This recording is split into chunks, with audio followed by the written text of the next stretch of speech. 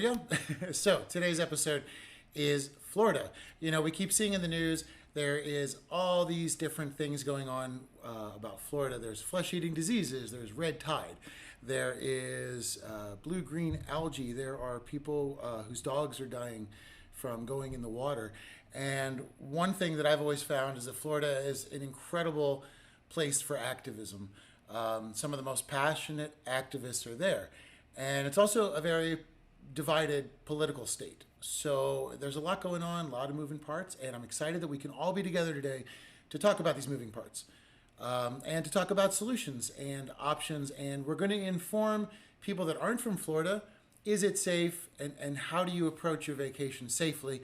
And we're going to talk about, for people that live in Florida, what can you do to make changes, or how can you get involved? Or, you know, Florida has an amazing community online and in the streets working on conservation. And there are so many water issues, so many water issues. So I'm really excited. We have some great guests today.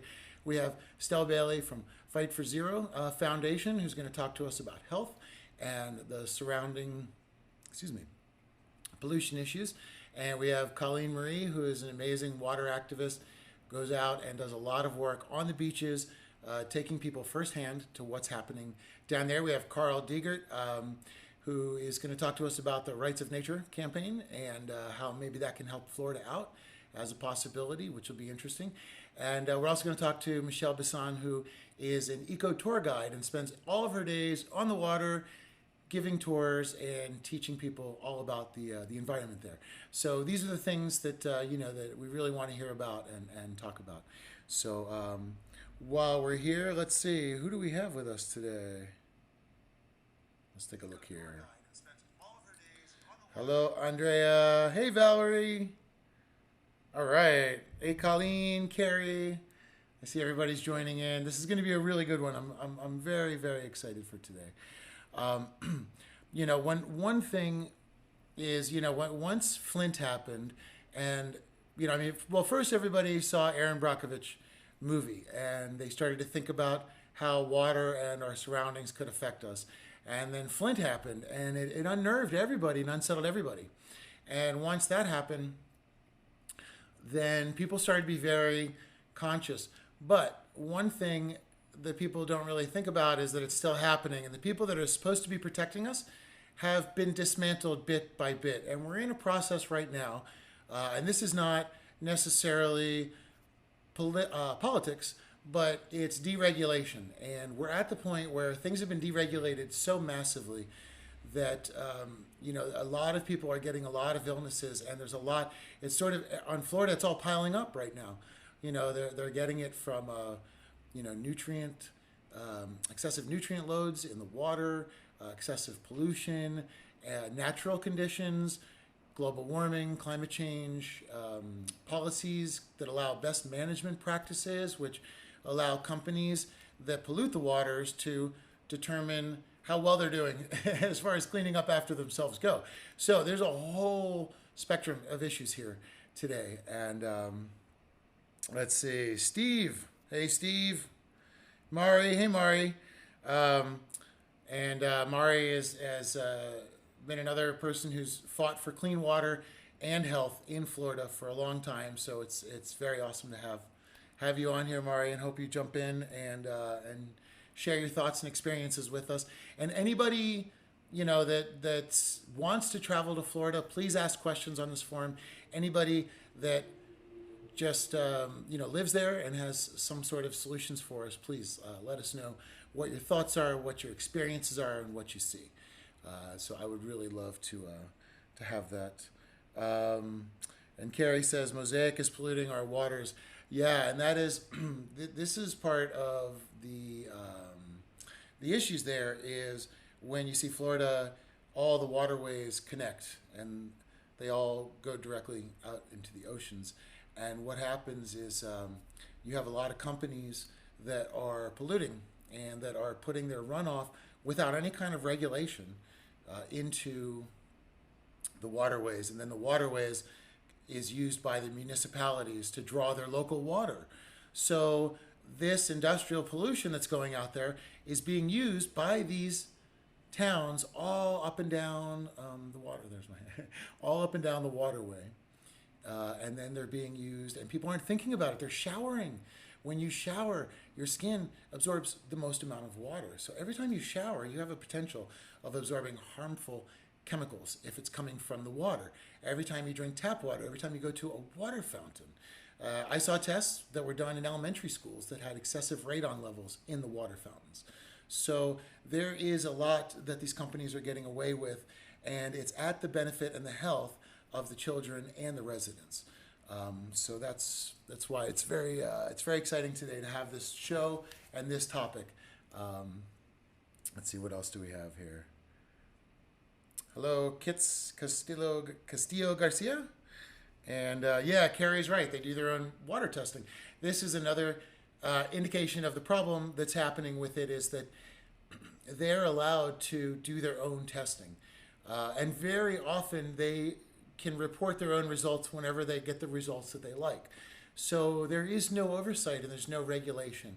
I was doing a little bit of research and I saw that Rick Scott's, Rick Scott, I guess, had quite a bit to do with this. I know I've seen a lot of passionate views on him, but his motto was environmental regulations kill jobs.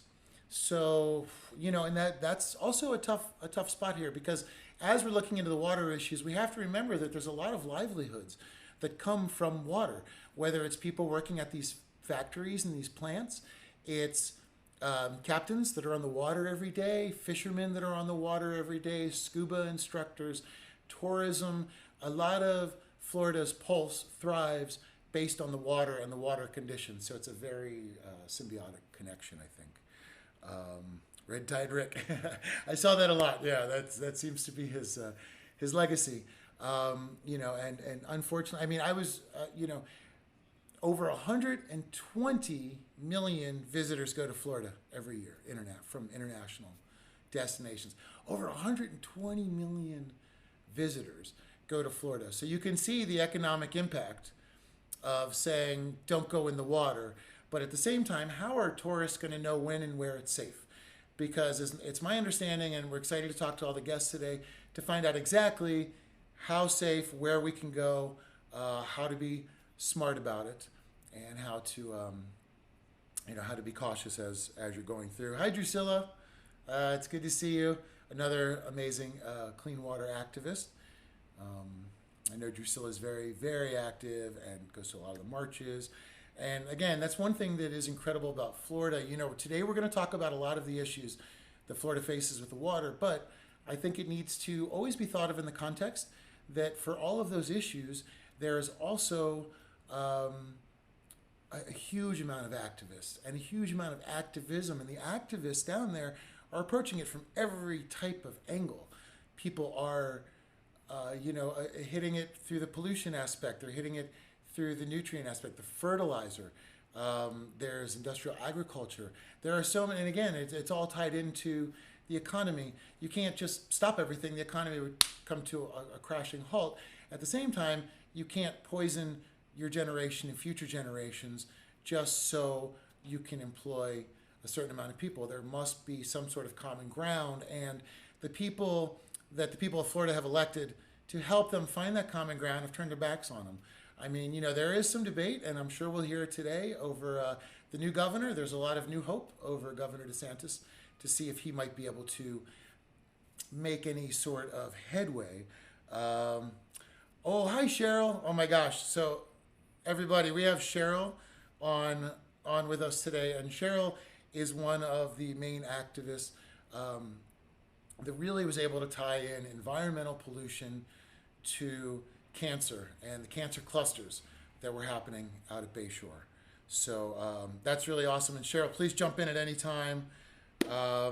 Documentary is hopefully going to be coming out in a few months. It's still a little bit secret and a little under wraps, but it's going really well, and the editing's good, and it does focus on environmental issues that give excessive cancer rates. So it's a very similar topic to that. Hi, Emerald. Nice to see you.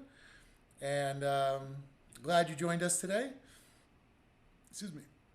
Yeah, and that's the other thing about Florida that I wanted to mention is cancer clusters. I myself have been battling cancer since 2005. It's an ongoing battle. It will never go away. And so I'm very interested in how environmental areas affect the cancer rates. And what I did find is that in Florida, there is at least 6 times the national average cancer rates and birth defect rates, which is based mostly on pollution, although it's very difficult to get doctors to attach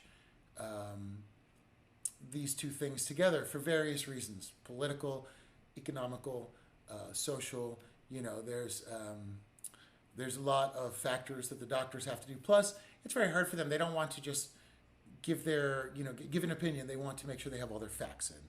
So it's something that I know that they're looking into, and they have to get a little bit better, and hopefully there'll be more answers there, because Florida itself has a lot of cancer clusters. As a matter of fact, in Florida, the #1 cause of death is cancer. So, and that only started in 2011. So it's only a new issue. So something happened around then that allowed whatever's going on down there to just get out of control. And so we are seeing that now, that cancer is the leading cause of death in Florida. A lot of it has to do with the radiation and the pollution. So there's water dangers and there's on-land dangers as well. So anyway, we have a couple issues going on there. So let me just check this out. Okay, so what else do we say? Oh, Molly's here. Hey, Molly. Everybody, Molly is another amazing clean water activist. She's currently fighting Mosaic in DeSoto County. In DeSoto County, they are trying to block Mosaic from expanding their mines and expanding all of their, mining further and further, and causing more issues that will lead to more pollution. So Molly is awesome. Molly works really hard. And there's my Aunt Betsy. Hey, Aunt Betsy, average age of residence. And Nilza, hello, Nilza. And so anyway, Molly is out there. She's doing protests. I know she's very active in water testing. And that's the other thing that's amazing, is in so many of these communities, people are taking it into their own hands. They're tired of being let down by politicians and by government structures and county commissioners, as I understand. So they are doing their own water testing, and they are raising their own voice. And it really is amazing, because they're being heard. And to me, it's a hope spot. It's a spot where every community around the world, and well, especially around America, can look and say, you know what? We want to make sure that our kids have safe water. We want to make sure we're not being poisoned when we go in the shower. We want to make sure that we're not going to get cancers, and our animals are not going to die of tumors and cancers as well. And it's, we deserve that. It's a Rousseau social contract. So, and they're doing it, and their voices are being heard. And it's not an easy battle, but it's pretty amazing. Like I said, Florida, I think, has some of the strongest environmental activism that I've seen around the world. So, wow, Cheryl, see? They just kind of, they create the runaround. They create the runaround. It's, it's incredible how they, are able to sort of give that. They're always able to find an official way, Now, one thing I've noticed is a lot of these companies are allowed to lobby. And you can actually go to an amazing website. I'll put the link down below after we're done, called opensecrets.org. And you can type in your local politician and see who donates to them. And then it will give you a bit of an insight into how they're voting water-wise. So yeah, I think that would be it's a very interesting source. I use it all of the time. And it does help show you, because once you understand which businesses are donating the most amount, then your politicians sort of have tied hands, and they have to do their best. And it's a difficult spot as to where the politicians can help and where they're harming. So we're finding that to be, to be sort of, I think, the critical area here in Florida, which again is why we come back to DeSantis. Thank you, Drusilla.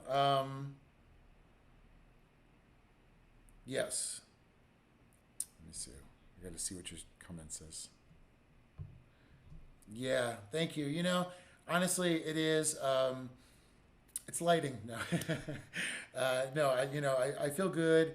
Um, I mean, the cancer is something you just work around. But the thing about it is that's just my thing that happened to me, and it's what I have to deal with.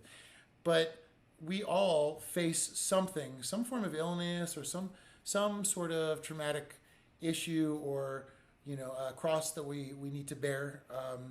And it activates us and it motivates us to change and to do better. And I think all of us walk around with that. So my journey is no different than everyone else's journey, in so many aspects. Different concerns and different set of parameters, but overall, it's great because a lot of people do what I do, which is you just take that and you turn it into something positive. My time here is a big question mark. So I'm hoping, like everybody that's actually I see on this chat, I know everybody wants to do the same thing, make a big change that way outlasts us. A change we'll never see is a change worth making. So, yeah, Drusilla, Molly. Hi, Rhonda. Nice to see you. Yeah. And you're right, Camilla. Everyday heroes. That's the thing is a lot of times people think it's like an epic battle, but when I travel and I see activism around the world, what I see are people that just say, not in my neighborhood anymore. Not my kids, not my grandkids, not me, and not my future generations. And these people stand up, and it's really amazing, because you have to have a passion to stand up against a whole system that's been running for 30, 40 years before you, and it'll run another 100 years after you. But you need to throw your body into those gears, and that's what causes change. And all of us have our ways we can do that. And again, that's what I love about Florida is everybody is doing that down there. People, the marches are fantastic, and everybody involved in all the marches, hats off to you, because that shows the world that you guys care, and that makes the world care, and it's a great thing, So you guys are very inspiring, and that's why it's an honor to have so many great Florida people here today. I was waiting for a call from Stel, and I'm not sure if we're having some technical issues. Stel, if you are you there? You can message me as well if you're having an issue, any kind of issue, or perhaps you might not be able to make it today. It's no problem. If that's the case, we can always reschedule. But let's see, Vic. Yeah. By the way, okay, that's right. And Vic's another activist, and he was saying, Colleen, very nice cleanup. Oh, wait 1 second, everybody. I'll be right back. Okay, here we go. We've got Stel coming up, and give me 1 second. Oops.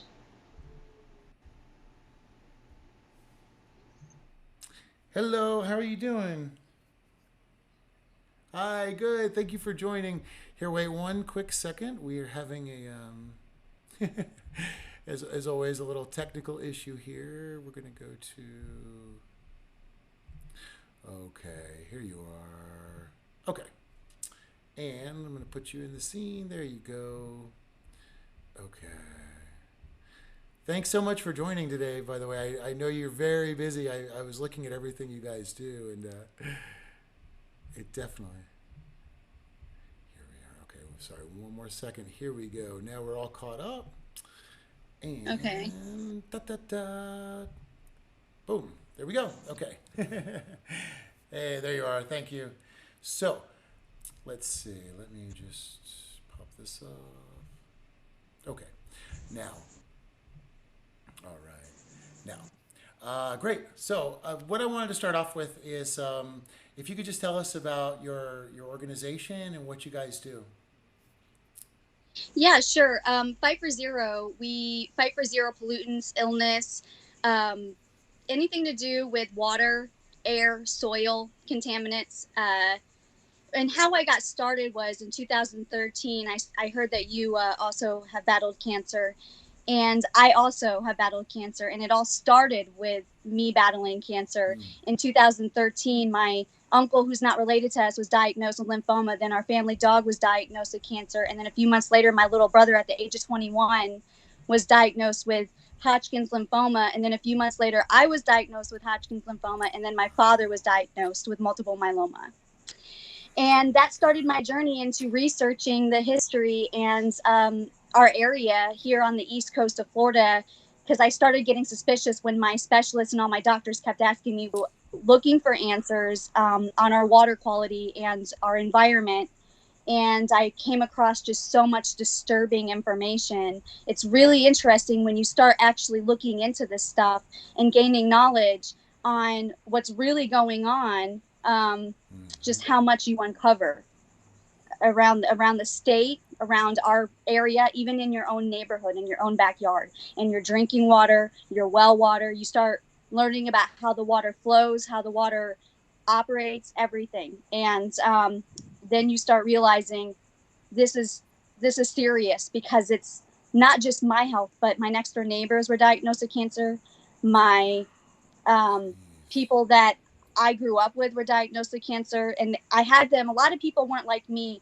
I was very open about my cancer journey. I shared it through a blog, and a lot of people would reach out to me behind the scenes and say, hey, I was diagnosed with cancer too. And it would be somebody that I graduated with. So what's very unique about Fight for Zero is we're connecting the environment and the health issues. So we've got our own reporting form for the whole entire state of Florida, where you can go on and self-report your diagnosis information. And what we do is we map it on a map, and then we were able to uncover the satellite beach issues here on the East Coast.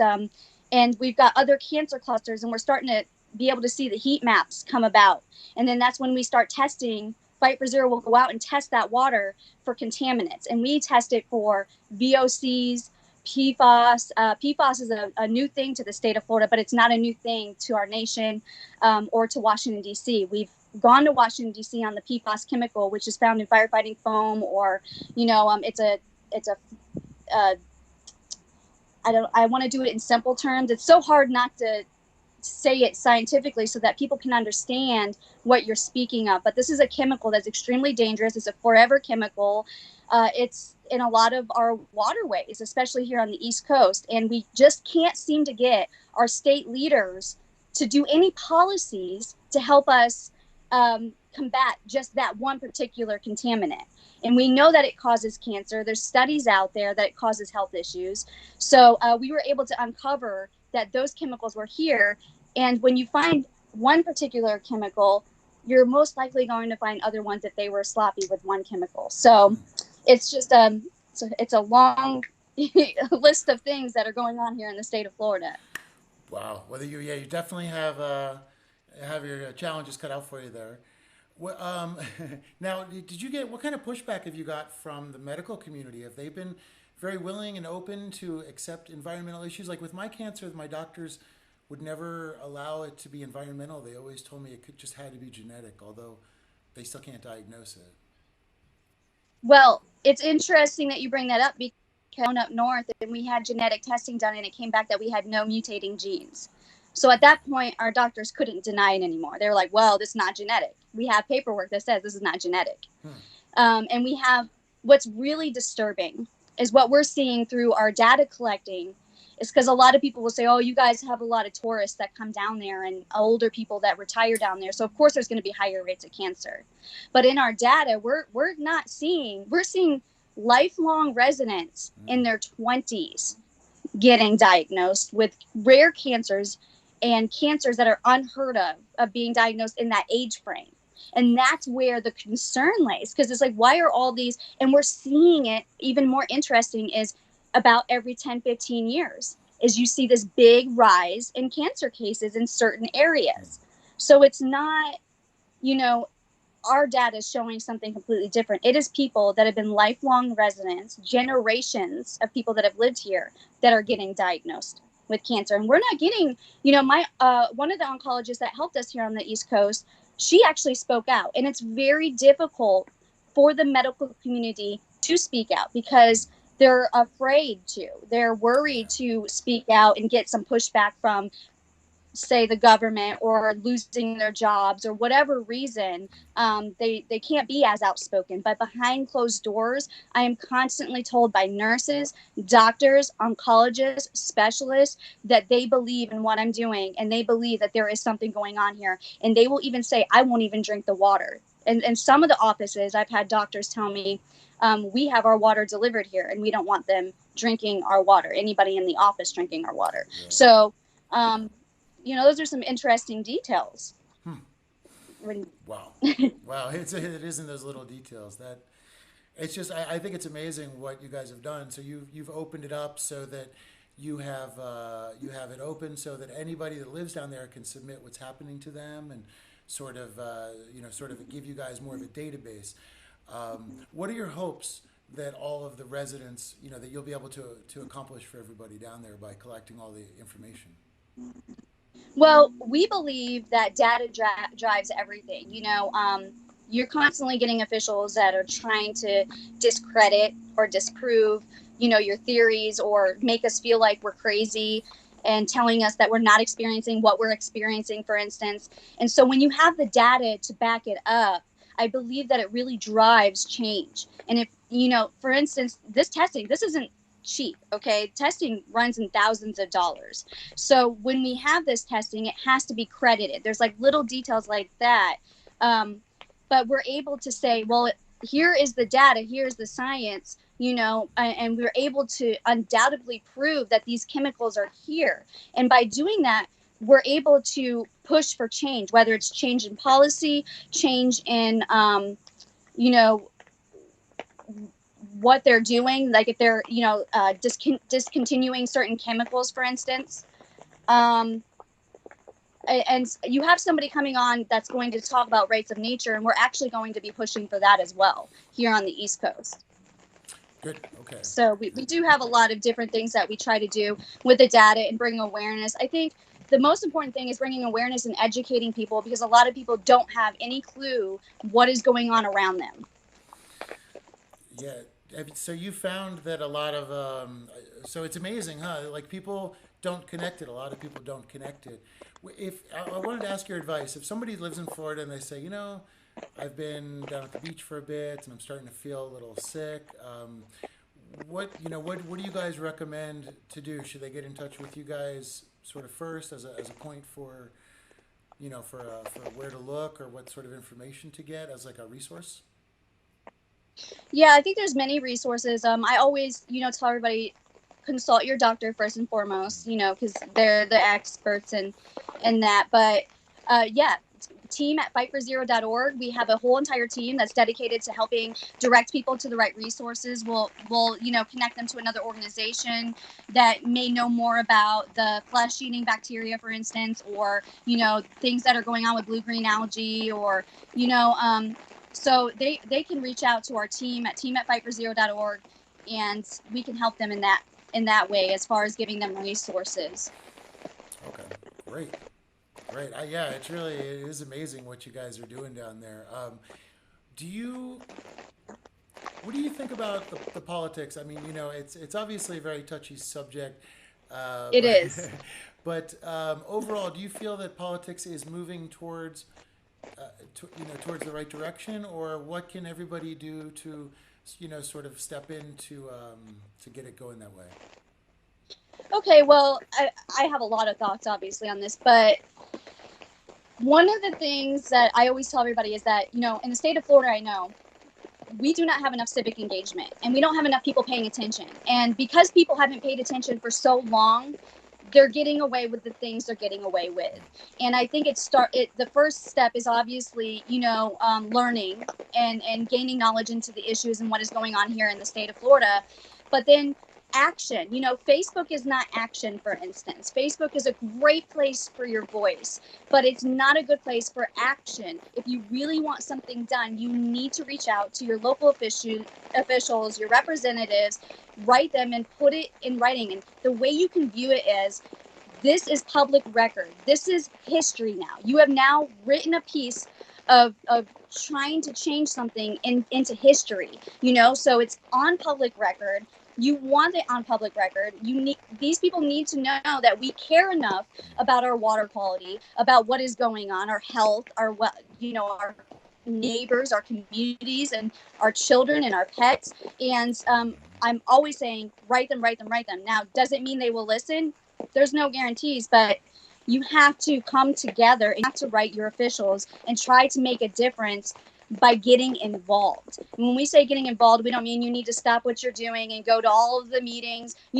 Activists like us, we're at every meeting that we need to be at, and we're doing it so that we can relay that information to you guys here, so you can actually write and be informed and know what is going on and step up when it's really needed.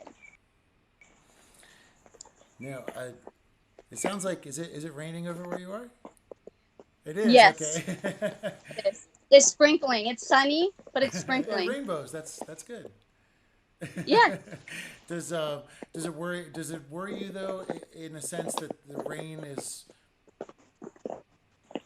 the groundwater vaporizing the yeah, a little bit. Yeah, I worry the most about air, because it's usually air is one of the worst exposures as far as toxins. You've got plumes and things like that, and then of course consumption, which is like water, or fish.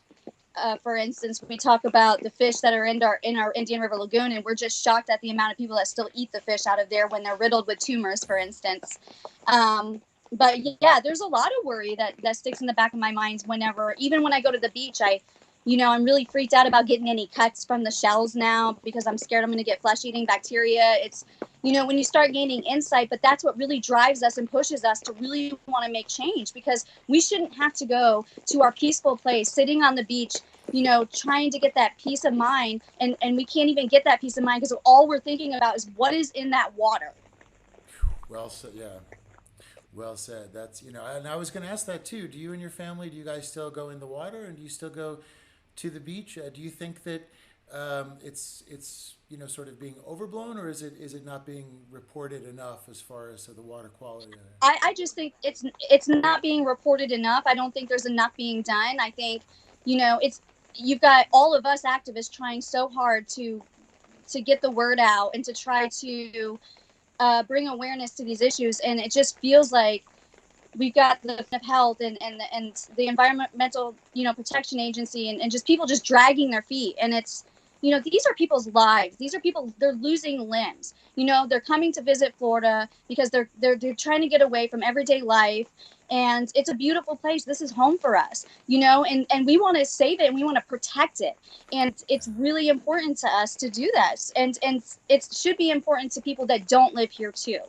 When they come, they should be able to enjoy clean beaches and the things that we enjoy on a day-to-day basis. Now, so you were saying that you think the air is one of the biggest issues, because I was going to ask you what is in your mind the first biggest priority to tackle? Well, I mean, water is definitely probably the first one, I would say, but that's just because we have so many issues across the entire state. Like, for instance, Fight for Zero did a statewide study on the drinking water at 67 counties schools, and it was really alarming because one of the things is there's a lot of inconsistencies across the state of Florida when it comes to their protocol, like whether it's the Florida Department of Health collecting cancer cases or, them doing testing. There's no consistency across the state. It's something that we've really have noticed when it comes to the things that are going on. And so you've got BMAA issue, you've got your blue-green algae, BMAA, you've got cyanobacteria, and then we've got the PFAS issue. So there's all kinds of contaminants that people are consuming on a daily basis. But then you've got, your drinking water has chlorine, high amounts of chlorine. So there's other concerns with that as well. So I think there's a mixture with water. And when I say air, I think that's more scary for me personally, because with water, at least I can filter my water and I can take proactive measures to protect myself and not go swimming or not go to the beach. Got blue-green algae and you're living off the canal, for instance, and you're breathing that in. What can you do? Stay inside? The air can. So that's more scarier for me, is the air, to be honest. It's and you know that it is such a crazy thing because there's so much of there's some things you can so Yes. Yes, absolutely. so let's see I I want agree. to somebody say buy delivery water. Oh, so I was wondering if anybody had any questions for Stel too while she's still here. And let's see now. Okay, there we go. Yeah, I've seen if anybody has any questions down there. It looks Yeah. like everybody's just kind of interested in and watching. Yeah. Yeah. Yeah, and again for me, it's very amazing what you do because out here I'm very isolated in the sense of having cancer and thinking it's environmental, and everyone out here says no, no. The doctors are against it. So it's very inspirational that you guys are there, and I think it's great that you're giving everybody a voice and everybody an opportunity to get the information they need and also, you know, know how to what to avoid and know where to go. Like I was saying, one thing that I saw was a couple radon tests that were at least double allowable legal limits in elementary school drinking fountains.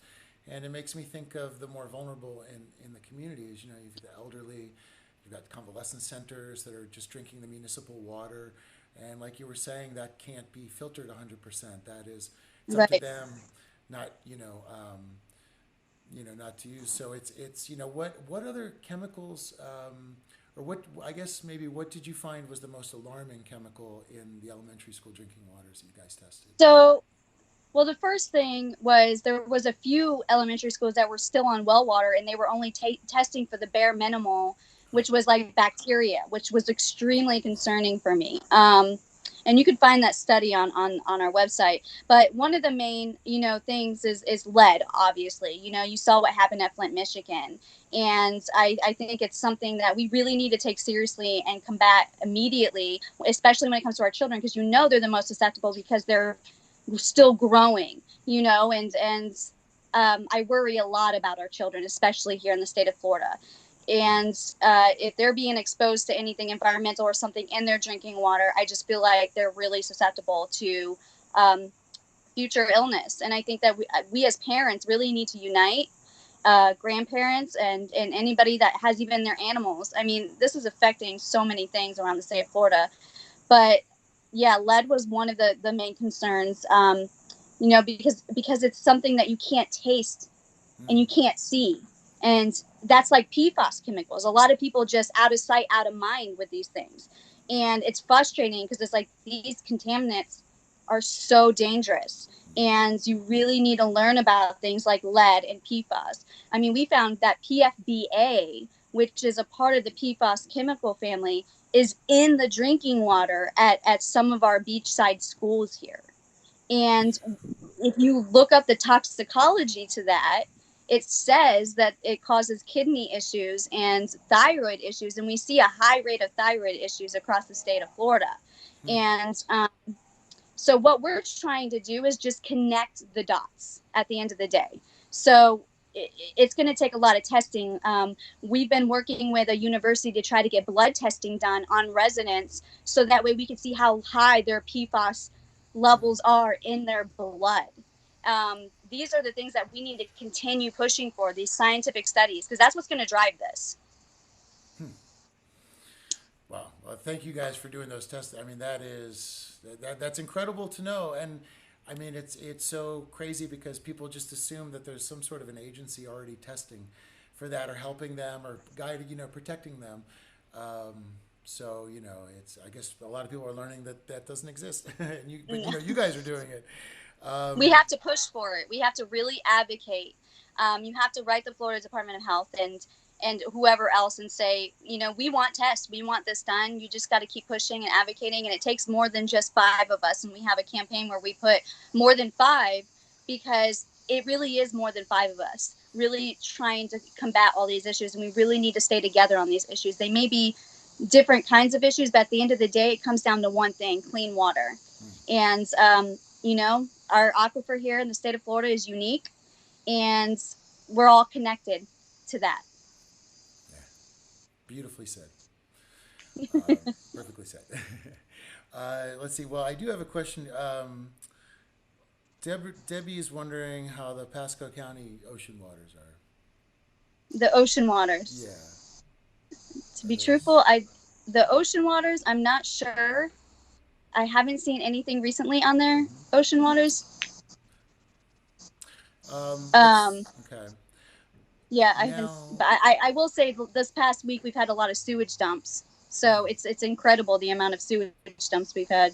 But yeah, that's a whole um, other new layer, yeah, huh? I know. um, But now, yeah. the Emerald had a question. If you could help us, they said, "What are PFOs?"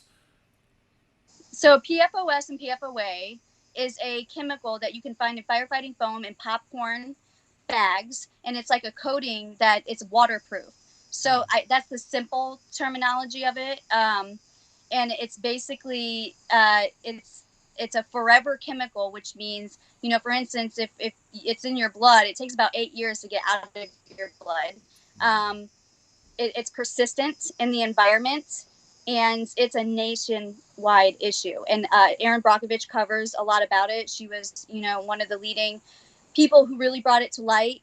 It's really prevalent on our military bases because they use it in their firefighting foam. And where mm, does the firefighting foam? It gets washed down into the canals and the river, and um, so there's a lot of drinking water across the states too. So what we've done as Fight for Zero is we tried to team up with organizations nationally and here in the state of Florida, because we truly believe that connecting our efforts with other people is going to make us stronger and really get us further rather than trying to do it all on our own. So I'm a part of an amazing national group that combats the PFAS issues, and we were able to go to Washington D.C. and now they have over 20 bills introduced to combat the PFAS issue. So there's some movement going on with that. I'm very disappointed in our state officials and the fact that they haven't introduced anything here for the state of Florida to protect the communities. There's just there's no reason why there's nothing there to protect us from these chemicals. They don't need to mm. be here. They just need to go. There's no point. There's no reason, and they're harmful. Yeah, it's unnecessary, unnecessary Yeah, evil. unnecessary, absolutely. Mm-hmm. And it's just mind blowing because a lot of these chemicals they don't test prior to putting out on the market. So, Yeah. for instance, there's a history with Radium Girls, and if anybody's watching this, read up on Radium Girls. It really reminds me of that situation when they were using radium and they put it in makeup and toothpaste, and they just put it out on the mass market for consumers, and that's kind of what they did with the PFAS. So, They do, and they say it's good. It's good for you. Enjoy it. yeah. Fluoride. Well, that's a whole other podcast in its own. Oh, yes, yeah. You could do a whole pod. I thought you're not going to have enough time on the water issues because we could go over drinking water for a whole hour and then well water, and it's Yeah, it's insane. so true. I'm thinking we're probably gonna have to actually come back and do another one because I have so many more Yeah. questions for you, and we are Yes. kind of running out of time Okay. here. But I did have a question. I mean, there are thousands of questions, but what what would you like for everybody to know that I haven't covered today? What would be important to you to sort of tell everybody today? Maybe something that I haven't Yeah. asked or anything that's on your mind. I just think it's really important. We need your support. We need you. We just need your support. Whether that you know following and staying informed. That's the first thing. Using your voice, going to your neighbor when you see them at the grocery store and saying, "Hey, did you hear what's going on with the water issues?" Um, Hmm. it's really important. We need your support. If you live in the state of Florida, this is an important issue. This is, our livelihoods. This is our health. This is our future generations. And that is just the ending message I want to get across. We need your support. I like that, because a lot of people say, oh, people are a problem and humans do create all of the issues. But I think the thing that gets lost often is that humans are also the only solution that we have. And Yes. so I think yeah, it's great. And so if anybody hasn't already been there, you can go to the website, which is fightforzero.com. Is that right? Okay. Org. .org. Yes, Org. Uh huh. fightforzero.org. And it's a great website. I've been reading it all week. It's amazing. There's so much information there, so much resource, and it's beautiful. So jump on over to the website. We appreciate it. Thank you so much for having me. I appreciate it. Stel, yeah, thank you for being on the show. Thanks so much. Hopefully, we'll have you back on again soon. Okay, we'll talk later. All right, thanks. Take care. Bye. Bye bye.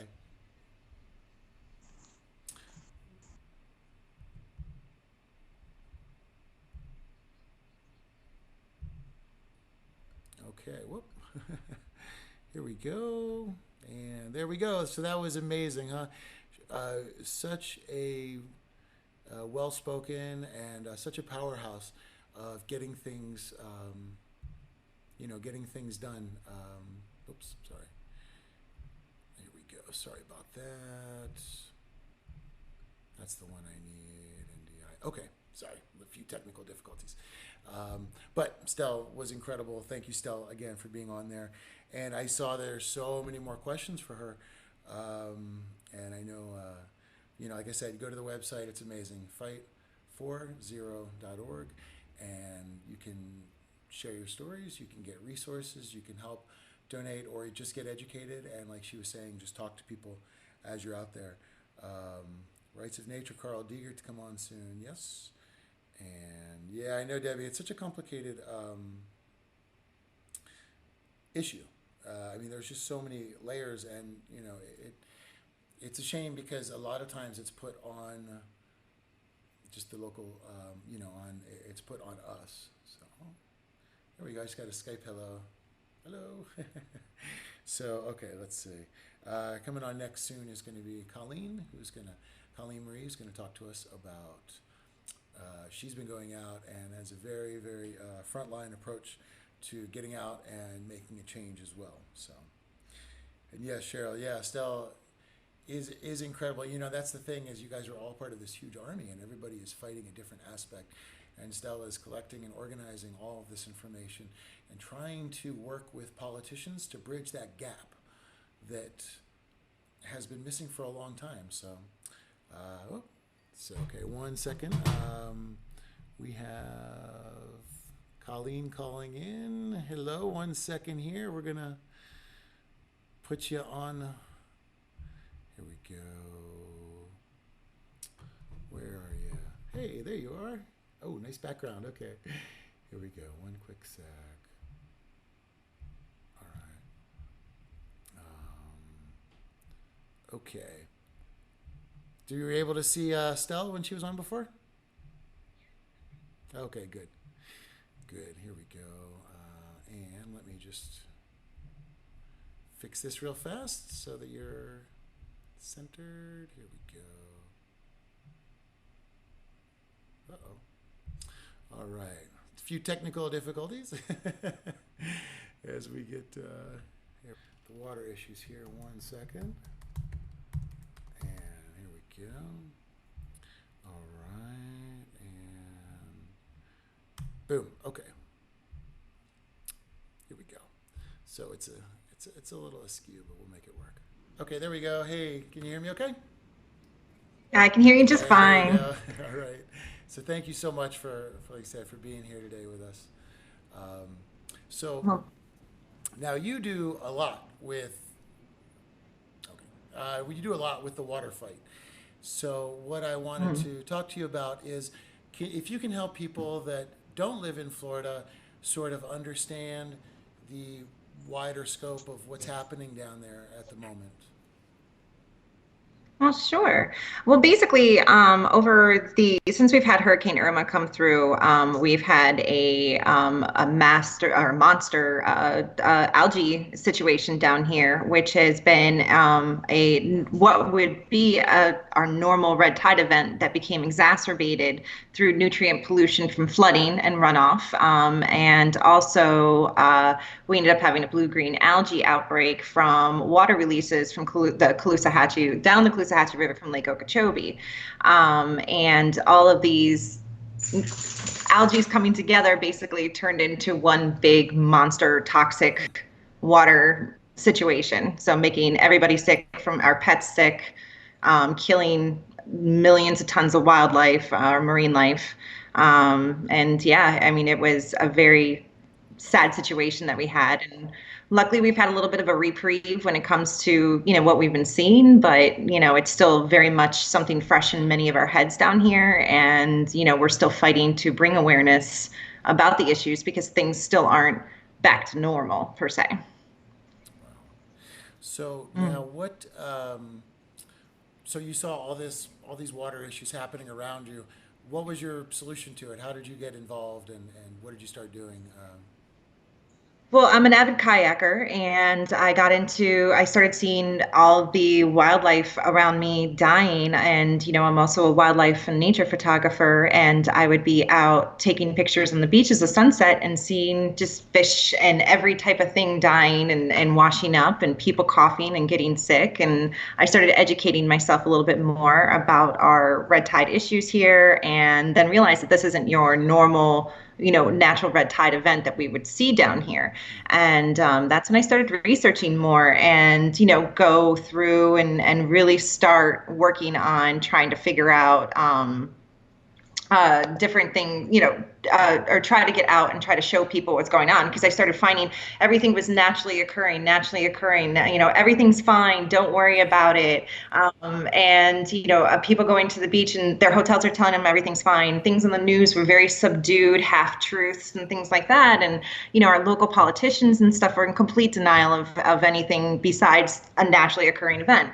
And so I took it upon myself to start traveling a little over a year ago, actually last week, traveling around Florida from Marco Island, visiting a total of 28 locations and doing live Facebook feeds and taking photos and showing people really what was happening and bringing them along my educational journey about the water quality. So they were bringing you in to learn with me as I'm learning what was happening, what are all these things, going to scientists and learning a little bit more and things like that. So, and here we are today.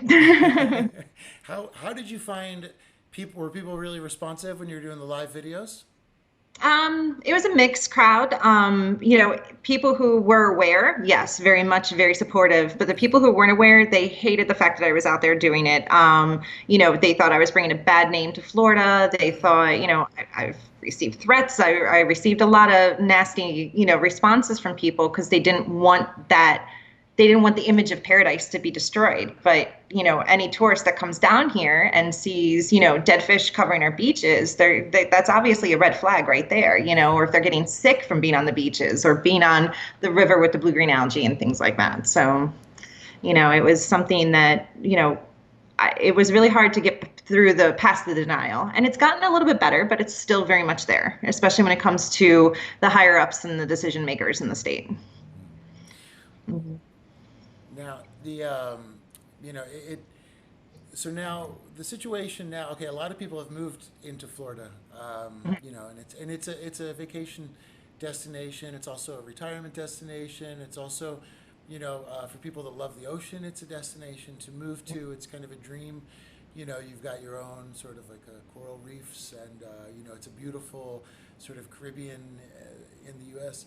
But people that have just moved down there that may or may not have heard about all this, since a lot of the information, although the activists are pushing it out, is still not being told on a national level. What kind of advice would you give to people that just moved down and went, oh my gosh, am I allowed to go in the ocean? Can I drink my tap water? What resource should I go to? Or what about the people that are now? Well, resources are lacking. There's not a lot of information out there, and that's the biggest issue that we have, is that we do not have a strong enough and trustworthy enough testing network being done by the state. So we're not getting enough information, as to what is happening. We do have, situations like the Healthy Beaches program, where you can go to the beaches. They test. The Department of Health goes through and tests the beaches, but they're not necessarily testing for certain things that are present in the water, especially especially during the situation we were seeing last year. Last year I'd see red tide warning signs, caution, it can make you sick, respiratory issues and all this. But then the Department of Healthy Beach is saying the beach is healthy, it's all clear, come on in. And that's just no, that if someone can get sick, whether it's respiratory or anything, the beach should not be open. People should not be swimming. And, yes, it's going to hurt our tourism at the end of the day, but there are also a lot of things to do off the beaches down here. And so we don't want to scare everybody away, because there is a lot to see. There's still a lot to do here in Florida, but maybe some days you can't go to the beach, or if you want to go to the beach, go, but make sure you don't have like an autoimmune deficiency or any type of immune compromised issue.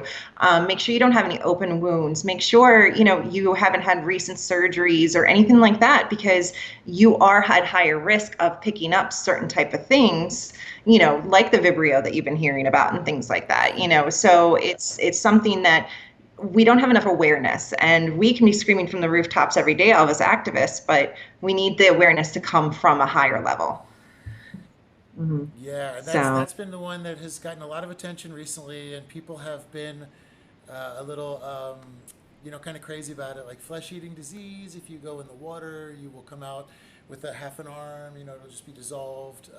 And they kind of are giving it that fear tactic.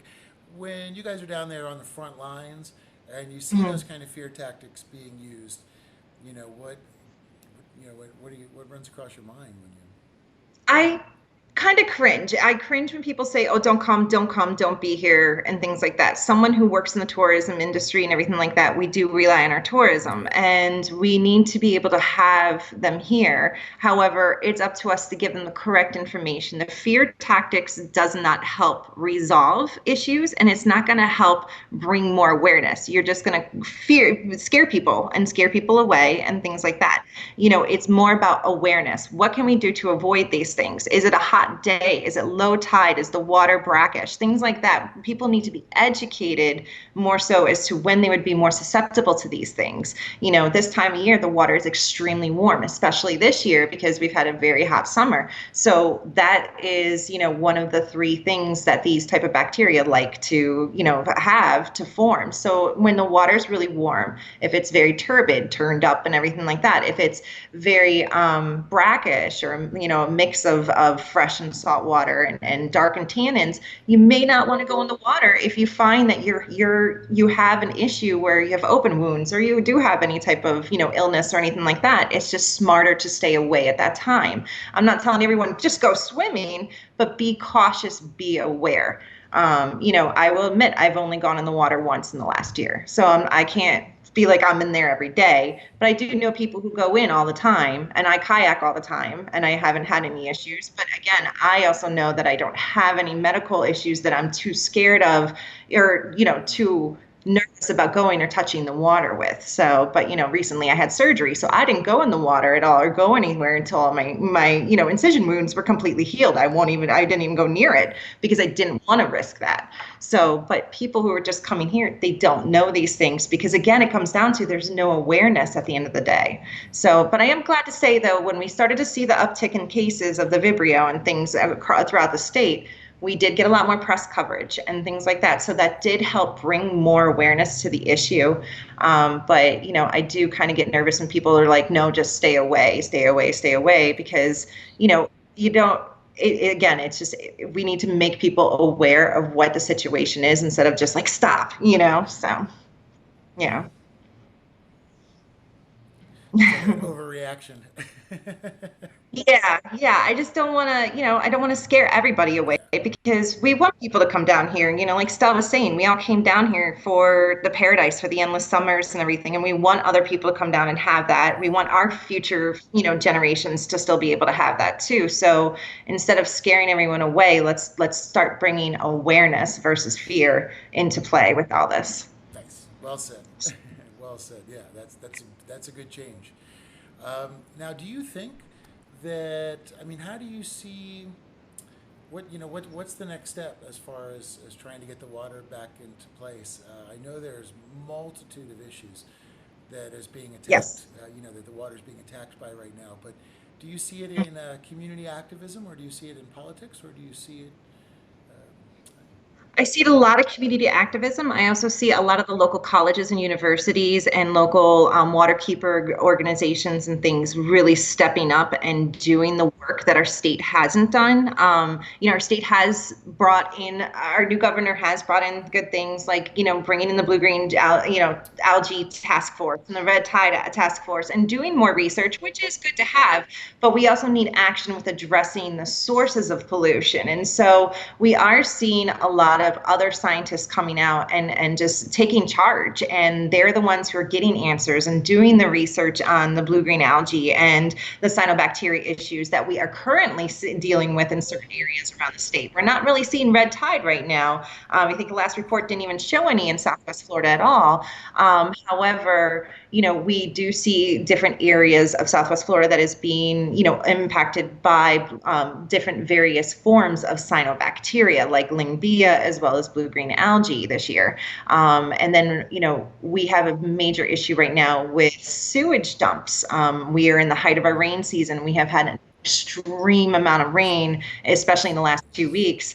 And every day my phone and my emails, because I get all the Department of Health, information and everything, my inbox is full of just notices of sewage dumps happening all over the state, the Gulf. So, and those are all factors that feed these algae blooms, so it's not even just our runoff, from our own fertilizer that we're using in our backyards and the herbicide spraying that the state does in a lot of the waterways. You have the mosaic mines and stuff with their runoff and all their issues. You have our agricultural issues. We have, the big sugar issues with Lake Okeechobee. You have everything that flows down from the north into Lake Okeechobee too, that feeds these algae blooms, and it exacerbates them into these monster blooms that we tend to see. And there's been nothing done to address those. And that's where I really have an issue with how things are progressing within the state, is that no one's done anything to stop the points of pollution that are causing and exacerbating these issues. Yeah, it sounds like it's in the hands of the activists. And, again, in Florida, I found the most amazing level of activism, very involved, without causing too much issue. I will say in California, we don't really have that same level out here, so it is incredible that everybody has kind of picked it up. Now, when you see the state information or, Visit Florida or, Disney World, or you see all the promotion, what do you think is the number one misunderstanding that people have about Florida right now with the information we get?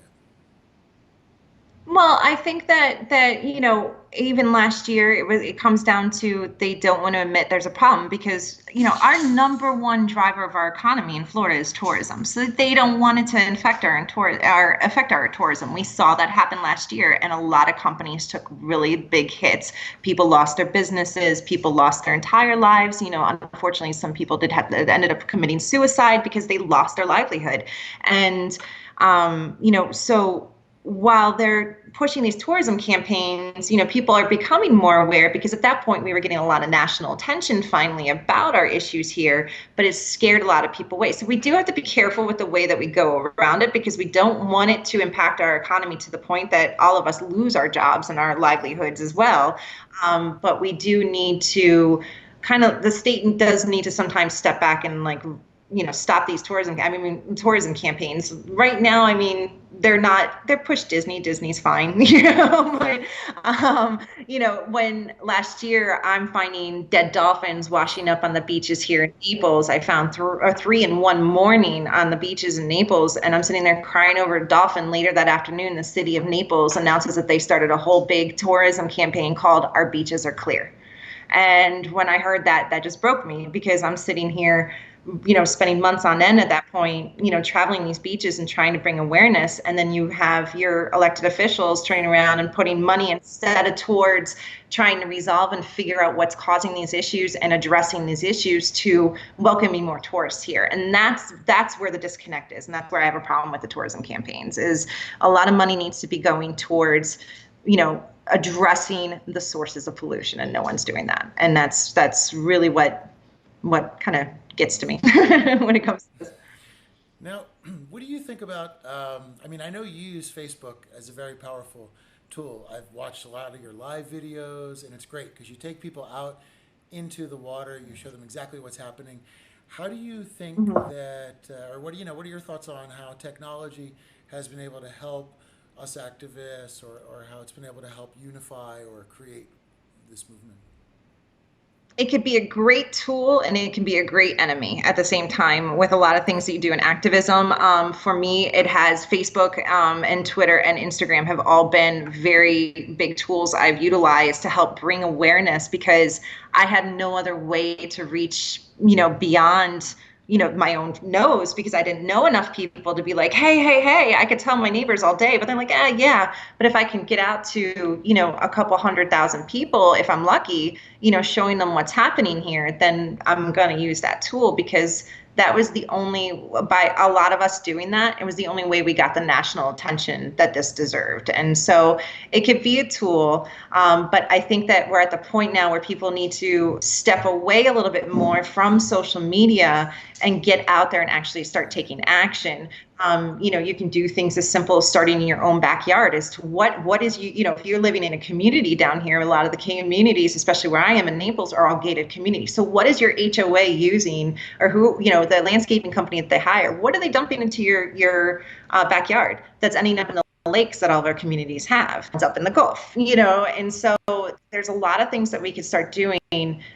Also, like Stel was saying, we need to start showing up at meetings and start making your presence known that you want to know these things and you're demanding answers, because we're not going to get the answers unless we get out there and really start to demand these things. We should be writing the governor, writing your state senators, writing even, your local, county commissioners and stuff, and demanding answers and action from them. And when it comes to voting, use that power, how they're responding to you towards who you're going to vote for next, to try to vote for a better resolution to what's happening here in Florida. It's something that's never truly going to get better unless we start addressing the things that we can control, because climate change very much impacts the way things are happening down here too. But where we can stop things where we can, we should be doing it, and it should have been done by now. So, but it's time for everybody to really start taking action and really start doing more than just typing up statuses and sharing statuses on various social media platforms. It's good. And I think you bring up a great point too. A lot of times conservation or environmentalism is sort of on television or movies, or it's a big scope thing. It happens in another country and people go in. But even for me, I traveled around the world, and then I realized that there was more to do in my own backyard. And so activism can start with what kind of bag you put your sandwich in, if you're using a paper bag instead of a plastic bag. So, it's something really important that you bring up, which is that it starts with us, and it can happen. It happens in your own backyard. And, everybody, Absolutely. yeah, everybody, building that turns into this huge army of conservation and change. So I think that One thing a lot of people always hear me preach when I do my various litter cleanups and videos from different things I'm seeing is that the action, if all of us take one action, there are millions of us. In Florida alone, there's over 20 million of us living here now. We're adding, I forgot how many a day now. I think it's like over 90 people a day or something are moving down here now. If all of us take one little step, that's 20 million steps that we could take to make a difference. That would make a big impact. We don't have to necessarily wait for those fertilizer bans to come into play, demand these things, but start taking the steps, because by us taking action and doing stuff in our own backyards, we're also going to lower the demand for a lot of these things. And they're going to be like, oh, okay, well, maybe we don't need these things, as much. And it would force a switch over anyways to happen. So, we have the power to make a lot of change between our wallets and what the companies and products that we buy and support, as well as, what we do in our own backyards collectively. And that's the thing. It can't be just one or two people. It has to be everyone needs to start taking action. That's yes, well said. Well said. Thank you. Now, anybody, if you want to keep your eye on what's happening, you can follow Colleen Marie's Facebook. She does a lot of live videos, and I actually watch them a lot. And her Facebook page has been a great source for me to learn about a lot of the water issues there. So I highly recommend everybody go and check it out and follow. And yeah, you're always going to learn more. So Learn with folks. Well, thank you so much for being on today. I really appreciate it. And I hope you'll come back on another episode soon. Sure, anytime. Thank you so much. I'm very glad that you're talking about this topic today because we need more discussion. So I appreciate that. Great. Thank you. All right. We'll talk soon. All right. Thank you. All right. Thanks. Bye-bye. Bye-bye.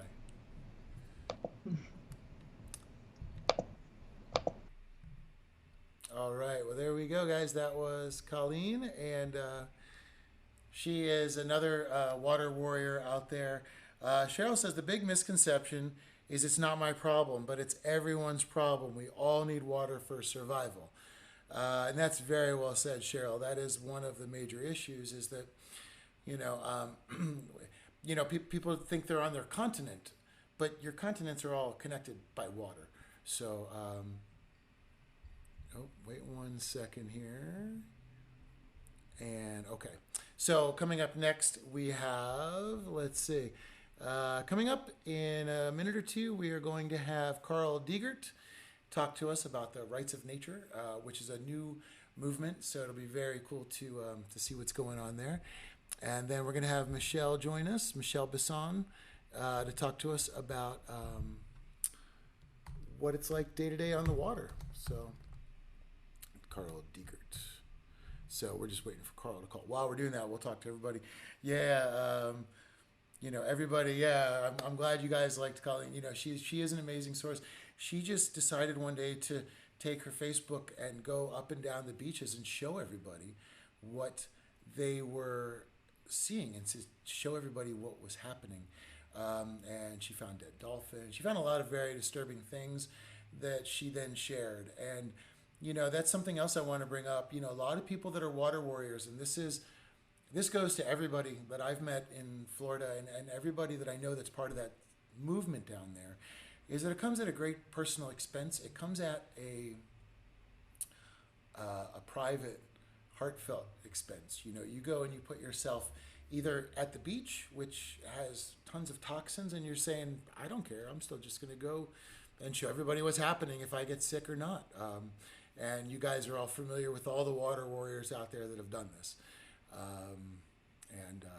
Too many to name, but everybody knows, there's a lot of people that are very devoted. And like I said, I think it's very inspiring, but it comes at a personal cost. I know for me traveling, there was always situations you put yourself into that you normally wouldn't put yourself into. Because somebody has to take a camera down there and go take a look and see what's happening.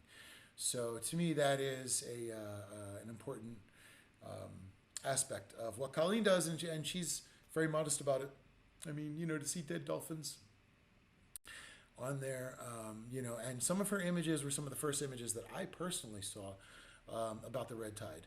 So, whether she intended or not, she broke the story in a lot of ways, at least to me, online. And that's the importance, too, of social media, like what we're doing right now. We are sharing everything, and we're creating our own community in our own way to share and break news. And when we're done, we are going to put comments and links in either on YouTube or here on Facebook so that everybody can always go back and reference everything. And you have a list of links with you, and you have this shared knowledge of all these different water warriors. Camilla, selfless human beings. Yes, they really are. They're an inspiration, I think. Marie says, until the phosphate industry is stopped, it's not going to get better. And that, I understand, that is one of the largest industries in Florida. It's an industry not many people are too aware of. It happens sort of in between the coasts, in the middle, in an area where there's not a lot of tourism per se, as compared to the beaches. And their runoff is incredible. There was a huge sinkhole in 2016 that leaked over 200 million gallons of radioactive water into the aquifer. Now, if you're not from Florida, and everybody from Florida knows this, you're going to think I've said that wrong. The 200 million gallons of radioactive water into the aquifer. And now the company claims that it never left their premises. Not quite sure how, but it never fully happened that way. So anyway, that was what happened with those guys. And So since then, there's been questions as to how far the pollution has gone. Where did it all go? What happened? Did it get absorbed? Did it go to the water? There's a lot of unanswered questions, and it's another example of the lack of regulation and the lack of enforcement of what regulations are in place. Because, you know, when you're dealing with radioactive, 200 million gallons of radioactive water, there should be some form of, you know, somebody should be looking at you. You can't just, you know, have it in your backpack, just walking on your own saying everything's fine, guys. It just seems a little off to me. Molly Bowen, Nosaic. So yeah, if you want to learn more about mining issues, go to Nosaic. And that group there on Facebook will tell you everything you need to know. Emerald, they've left towns completely radioactive.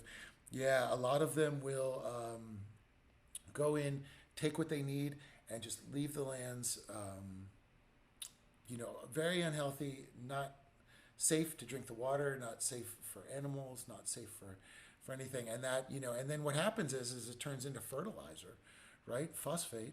And then it goes to Big Ag. And then Big Ag takes all this horrible stuff and then puts it all over their thing. And then everybody has their yards and they put their fertilizer on their yards and all that runs back off into the drains and back into the water. So fertilizer itself, although it is necessary, it is a challenging thing. If there's anybody out there that has more information than I do on fertilizer, please jump in because I would love to get your comments. You know, we have to find this balance, I think. And again, it comes back to balance. I mean, you can't just have industries making money while people are dying of cancer and children are getting birth defects and sick. It's not okay. And you can't just stop industry either because industry keeps the state afloat. So it's a very complicated issue. I don't pretend to have an answer or to be too knowledgeable on it. I'm learning a lot from our guests today, and I'm learning a lot every day trying to read, and I try to talk to people that have to work in the water and work with the water. I'd love to hear from some captains or real estate agents, people that run tourism businesses. You know, the water is all your same concern, and no matter what side of it, you know, you guys are on, if the water is good, everything works. No, Debbie, you don't have to move. That's the thing, Debbie.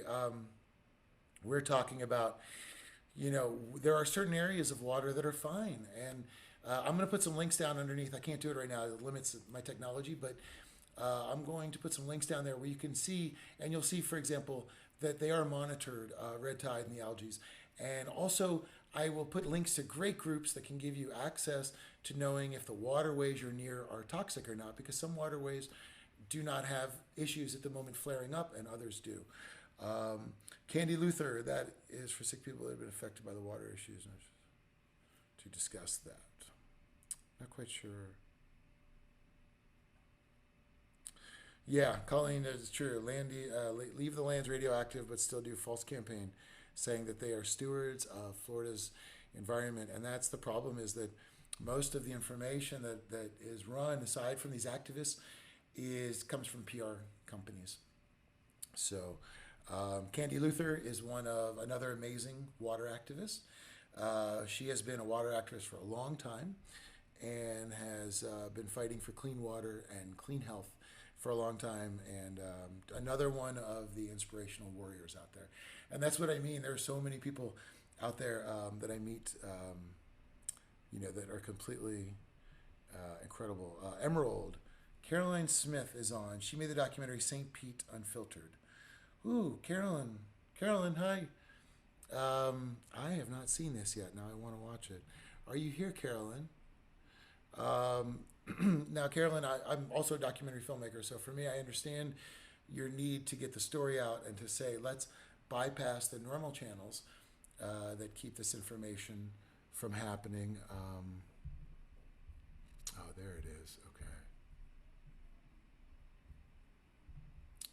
So, okay, here we go. Colleen. Okay, that was Colleen. So we're just waiting for our next call.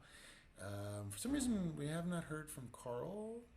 You may be able to call. Karl, if you're out there and you hear me, please give me a call. Eric E. Crown at protonmail.com. And Michelle Bisson is going to call us when? In in about 10 minutes, and then we're going to talk to her as well and see what's happening out in the field. So Candy Luther, what are the groups? So what groups know what waters are safe? Very good question. That's a very good question. I think one of the groups that I always go to is the South Florida Water Clean Movement. Let's see. Wait a second. I'm going to put the link down there because I'm having a hard time saying it right now. And Candy says, let's get the public informed on the dangers that they are being exposed to. Absolutely. And Candy, I know that has been a fight of yours for a long time, and you have been doing that, and you have been an active, vocal person there. Drusilla is also interested in St. Pete Unfiltered. Hey, if you could maybe make a link to St. Pete Unfiltered for us. Emerald says it's a must-see, and that sounds wonderful. So again, Carolyn Smith, if you could maybe put a link for us, I would love to be able to watch that documentary and learn more. And thank you for making that, because I know that it's not easy. Making a documentary is, can be a challenge sometimes. Thank you, Colleen. Southwest Florida Clean Water Movement. Woo! It's a long title, but it's a very important group. It has a lot of members. And here's the thing. If you are thinking, should I go to Florida? Should I cancel my vacation? Don't cancel your vacation. Don't cancel your vacation, but do some research and see. Like Colleen said, if where you're going may have some issues, there are land things you can do as well. And there are other areas of water. Florida itself is not, and I hope people don't think that I'm being irresponsible by saying this, but Florida itself is not a cursed destination, but parts of it are very unhealthy and very dangerous, and the state is not doing its job to warn people. But these groups on Facebook are Southwest Florida Clean Water Movement on Facebook. You can go in and ask, I'm going on vacation here. Is it safe? And you will get true answers from people that live there. You're not going to get a spin. So that's the best thing in the world. Again, I'll put the link down below when we're all done. Vic says don't golf. Oh, Emerald put a link down there, everybody, so you guys can check that out. It's a Vimeo documentary. I can't wait to watch it afterwards. Thanks, Emerald. So we've talked a little bit about, there's kind of a mix. I mean, you have the tourists that are coming down here that don't know where to go or what's happening, and then you've got the residents that, as more information becomes more available, they're starting to find that things that maybe they hadn't connected before to their environment is affecting their health. So it's a very amazing topic. And Florida is one of the biggest destinations. And I want to repeat again, over 120 million visitors a year. And over 110 million of those are from the United States. So when CBS News or ABC News says flesh-eating virus, right? Then we know there's a lot of danger there. There's a lot of the Vibrio. So I was actually going to show you guys a quick video about Vibrio made by Florida, which I want to get your guys' opinion if this shares enough information or not in the height of this information. So let's see what it says now. Here we go. Vibrio. At the beach, know when to swim it, shore it, or dodge it. Swim it with a buddy. And when safety flags. At the beach, know when to swim it, shore it, or dodge it. Swim it with a buddy. And when safety flags and signs say it's good to go. Shore it on the sand if you have a cut on your skin, a weakened immune system, or if you're by yourself.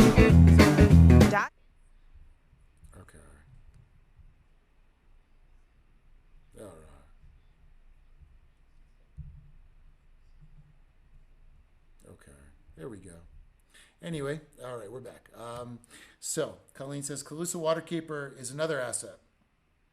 Yeah, Colleen, if you could also put in the notes here, what is the name of the documentary that they just did a screening of? Because they are doing more work now. I know there's a Toxic Puzzle, which is a great documentary on BMAAs. So just so everybody understands, there's water contamination. there's land contamination, and there's air contamination of BMAAs. So it's a very multifaceted issue here.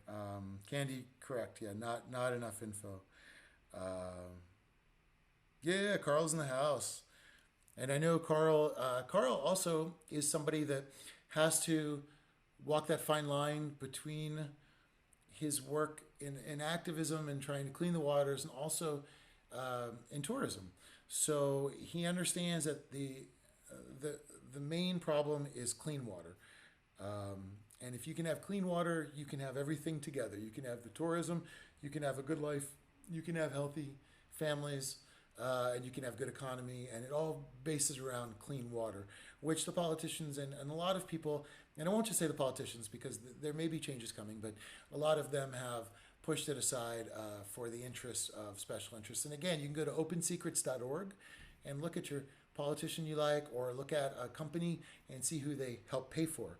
And that will also kind of help. Troubled waters, yeah. Thank you, Carolyn and Carrie. Troubled waters. So I talked to a couple of the people involved in that production. It sounds amazing, and hopefully there will be some information coming up on it soon. And made by a great filmmaker, and also made by made by the strongest activists in that area. So I know that I just want to give everybody a shout out that made that documentary, because thank you for getting that information out to us. You guys are doing the job that the news stations are supposed to do, and they don't. And that is just, it's so important. So it means, it means a lot to a lot of people, me included. So, Kat Chase and Casey Schulberg created Troubled Water. Oh, great, yes. Yeah, Kat Chase and Casey Schulberg, thank you guys. And I look forward to seeing the documentary. And we will put a link down there as well, so that everybody will have access to be able to go over. I know Kat Chase Media does a lot of work and is a very strong activist, production activist down in Florida. And she really devotes a lot of her time to trying to get to the truth and passion to try to keep everybody safe and keep the environment safe as well. So, oh my gosh, Gavin Von Karls. What's up, Gavin? Hey, man. That's old friend. Good to see him on there. And yeah, look at that. Everybody likes Kat. I know. That's good. So yeah, I'm glad to see Kat doing this. And again, making that documentary puts the story out that's missing. So, and Michelle, I see you're on there. I'm not quite sure why we had Karl. Let's see. 1 second. Karl. Okay. Debbie. All right. See, this is good. I like this. It actually, I can see the conversations are going on without me in some of this part, which is fantastic. That's the whole purpose of this, is to get to that, to get to that point where people are talking. The one big thing is, politics. I mean, like I said, Florida's very divided politically. So one thing I did find is that a lot of the people that have a lot in common don't share it, because it gets too intense on one side or the other. When I started checking out what was happening in Florida, everybody had a motto that said "Vote Blue," and and the idea was that water and environment is the number one starting point for all politics and votes. And I really like that. I don't know if it's still going on down there. I don't see it so much anymore. I think things have become a little divisive. And one thing that I know a lot of activists I've talked to have all said that they hope that in the upcoming elections, people will keep the environment out of the political realm and think about, in the political realm, you have to think that policies will affect everything. And in that sense, politicians are the only friends that the environment have. So, but if everybody outside of politics can vote blue, think ocean, think future, think about your kids, think about your grandkids, and think about what's good for the environment, and then force whatever politicians are there to do the will that's best for the environment and the people. That is what a lot of activists have said to me. And I agree with that wholeheartedly. And I think that would be an important approach coming up with, we're going to have a very heated election coming up. But anyway, yeah, I really like this. It is nice to see so many different people coming together and sharing information and these links. And you're right, Michelle, dirt is definitely behind both parties.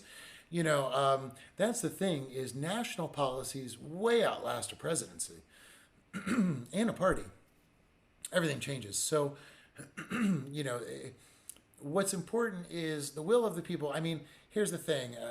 I don't want to get into politics, but whether you're on the right or you're on the left, although you call it different things, both of you want the same thing, I think, which is to be happy, to be healthy, and to create a better world for your kids and your grandkids, and to be free and happy. And that's it. And now you guys may have different ways that you want to go about it. And out of those two ways and those conversations will eventually erupt a third concept that's a mix of the two. And that will be where the answer is. But, you guys already know all this stuff, but you know what I'm saying. I just think that it's important for everybody to remember that as we enter a heated political arena, leave the theatrics to those guys and remember that the water's ours. It's not theirs. And don't let them treat it as theirs.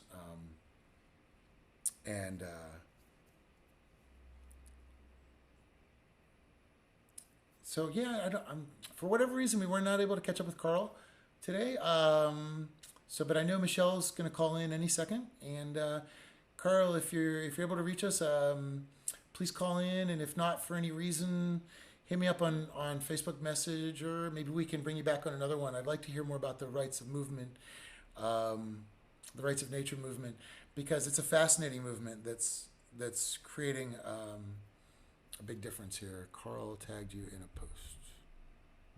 Karl tagged me. Okay. Well, here's Michelle. Okay. So everybody, hold on one quick second. We are going to just get Michelle set up here.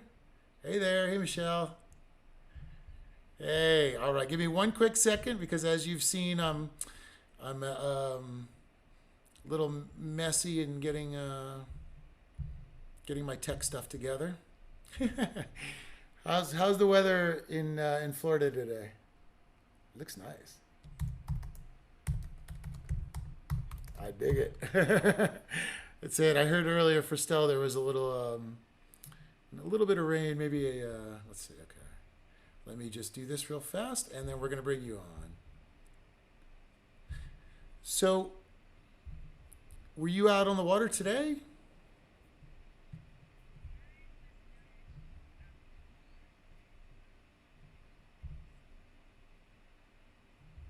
Oh, nice. Perfect. Okay, I guess you got to do that sometimes, huh? Okay, well, here we are. There's Michelle. Hey, Michelle. There you go. Now you're on screen with us. And hey, guys. We have everybody also doing messages there so they can talk to you. A little water interest. There you go. Right on topic. So we've been hearing a lot in the news, and we've been hearing a lot about what's happening in the water. Now, you're on the water every day. Could you tell me a little bit, or tell everybody a little bit about what you do for a living, why you're on the water every day, and what are you seeing out there right now? Well, I'm an eco-tour guide, so I take out these little personal, like, catamarans, like a go-kart for water, kind of, like fits two people. And I take people out on an eco tour. We go kind of slow, kind of fast in some areas, and teach them out the ecology of the area and the wildlife. And so that's why I'm out there every day. I was out in the height of the cyanobacteria bloom that we had this year, which was horrible. It smelled horrible, and that was disgusting. Most of that has now sank to the bottom, to the floor, so I'm not seeing it, which is good. That's good. And the water is very tannic, it's very brown, but there's still some wildlife. And you don't have red tide right now, so we're actually, at the moment, we don't have open sores, we're doing okay. So if somebody said, "Hey, I want to go kayaking and check it out," it's okay for everybody to get into the water as long as no open sores and. No open sores, no immune systems. I wouldn't, or no, like if you have immune deficiencies, cancer, autoimmune issues, kidney disease, liver disease, I wouldn't recommend it. Not for young children, especially not in the estuaries. That's where the cyanobacteria bloom is at, and that's where all of this runoff is really hitting first. So yeah, I mean, always be mindful of that kind of stuff. Gotcha. And then even if you are healthy, get out and take a shower right away. But really what we're seeing here in Florida is like what we're seeing much all over the country and all over the globe. It's long-term effects. So you're going to go in today and you're probably going to be okay. But if you're exposed every single day, this is when we're going to get autoimmune issues and chronic disease. So that's what we're looking at. Now, how have you seen it change over the last couple months? Did it get really bad and it was very visual and you could sort of tell where all the danger was, or is it a slightly more invisible danger that you have to face? It was visible to me because I knew what I was looking for. Unfortunately, the issue is with that is most people, because it's always there. So like the Lambinga bloom, there's every single year, there's going to be a little bit of it. So people are used to it. And so to them, it was normal, and they don't have the understanding that there's way more than what there should be, or even the normal amount, because nobody's ever really addressed a problem. They don't think anything of it. So I did kind of watch the waters from winter time to early spring just be crystal clear, beautiful. I was starting to see wildlife come back. I was seeing bait fish. I was seeing birds, and life finally come back after a long 15 months of death. And then the Lambinga bloom hit a couple months ago, and definitely a change in the water. You can even, I don't know, kind of who I am. I even kind of see a change in the behavior of the animals a little bit. And then this bloom just started taking over, and you could kind of see it on the floor in the shallow areas where our seagrass is at. And you can just see this filmy green stuff beginning to attach itself to the seagrass and grow up. And then within a week, it was breaking off and creating these, 500,000 foot mats. And then also little tiny ones all over the place. So they'd start off tiny, but then because of currents and wind and tide, they would all collect. And they would be huge areas. Just, I could drive my boat for several minutes and it would just be a bloom. Yeah. So now that's all dropped. What, when you go out, or what sort of, how can you tell, do you learn you should be cautious from website and then you go out, or is it something you can see or sense when you're actually out there, or what are sort of the warning signs maybe? Well, the summertime is always going to be a warning sign. Warmer weather. That's when, the flesh-eating disease is going to be there. Cyanobacteria. They tend to collect more. They do better in warmer weather. So warmer weather, definitely want to be careful. More so than in the wintertime. Again, anybody with open wounds, cuts, immune deficiencies, you have to be careful all the time. And a lot of the time you can't see it. So there could be a high concentration of a cyanobacteria. We can't see it.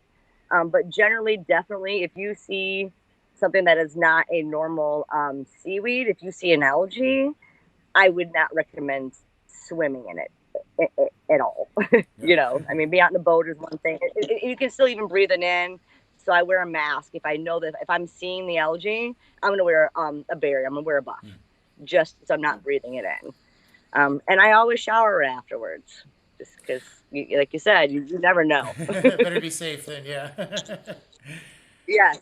So let's see. All right, so what I wanted to also ask you about then, because again, you're in the field, when it comes to hysteria, right? So I believe that there's been sort of maybe some misunderstanding on a lot of people's parts. So what I'm curious is to mention a few different things and see how your real life experience has been with it, or to see if you can shed any light on it for us. Okay, so the first hysteria question is, okay, I'm going to get near the water and I'm going to have a flesh-eating disease. Okay, well, that is possible in pools, hot tubs, any body of water, especially when it's warm. You can get it from a hospital. It can come from cellulitis as well as it can come from Vibrio, in the ocean and some other areas. Vibrio does exist naturally around our oyster beds and whatnot. So always there is that chance, but the chance is very slim. We have millions of people in the water every day, all day long. I personally am in with fire ant bites because I'm always outside gardening, so I'm always getting torn up. And I'm in the estuary with open wounds, and I'm okay. But I know that my immune system is good. So, I mean, it's maybe 49 cases out of millions of people every single year. Yes, it is rising, and the more sewage dump that we have into our waters, the more problem it's going to be, the more nitrogen, all of it. So you do have to be mindful. That's why I always take a shower. But I don't think it's cause for hysteria whatsoever. I mean, if you have millions of people getting in, thousands every day, and you only have 40 cases a year, and only maybe 11 out of those 40 cases may die. So it's not, you have a better chance of winning the lottery than you do getting a flesh-eating bacteria disease at the moment. Interesting. Okay, so that's good to know. So your odds are a lot better than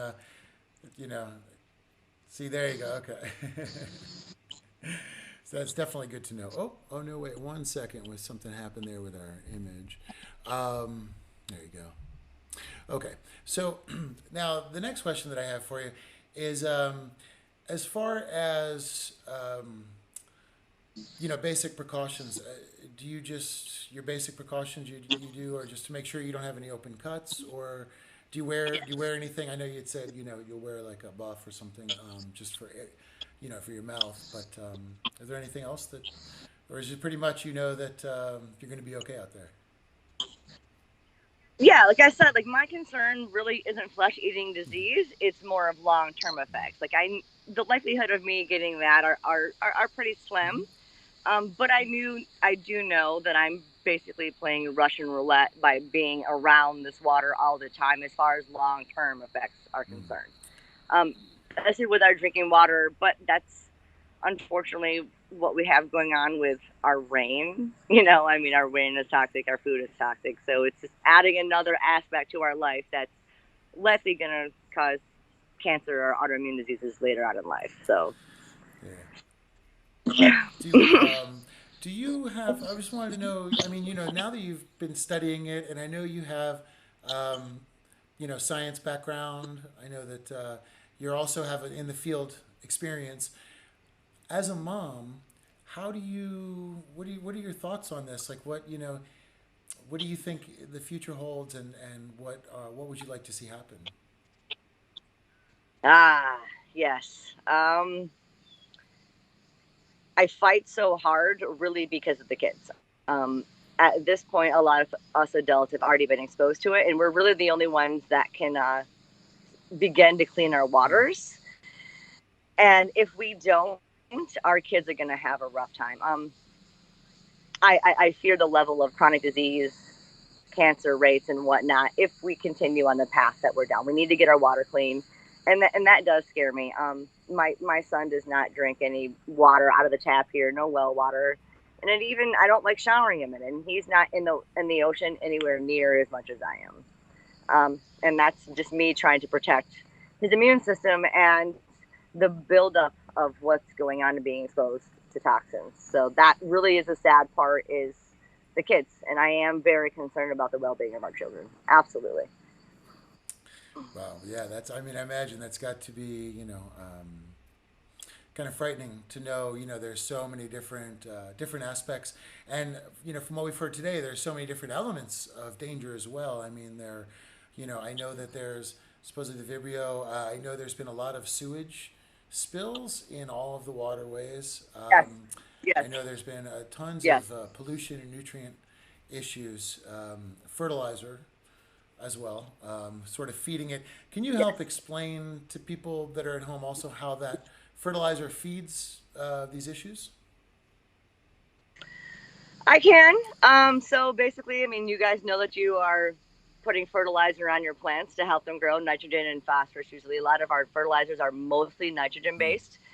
So you're applying that to your lawn, and to help your grass grow or your plants grow, whatever.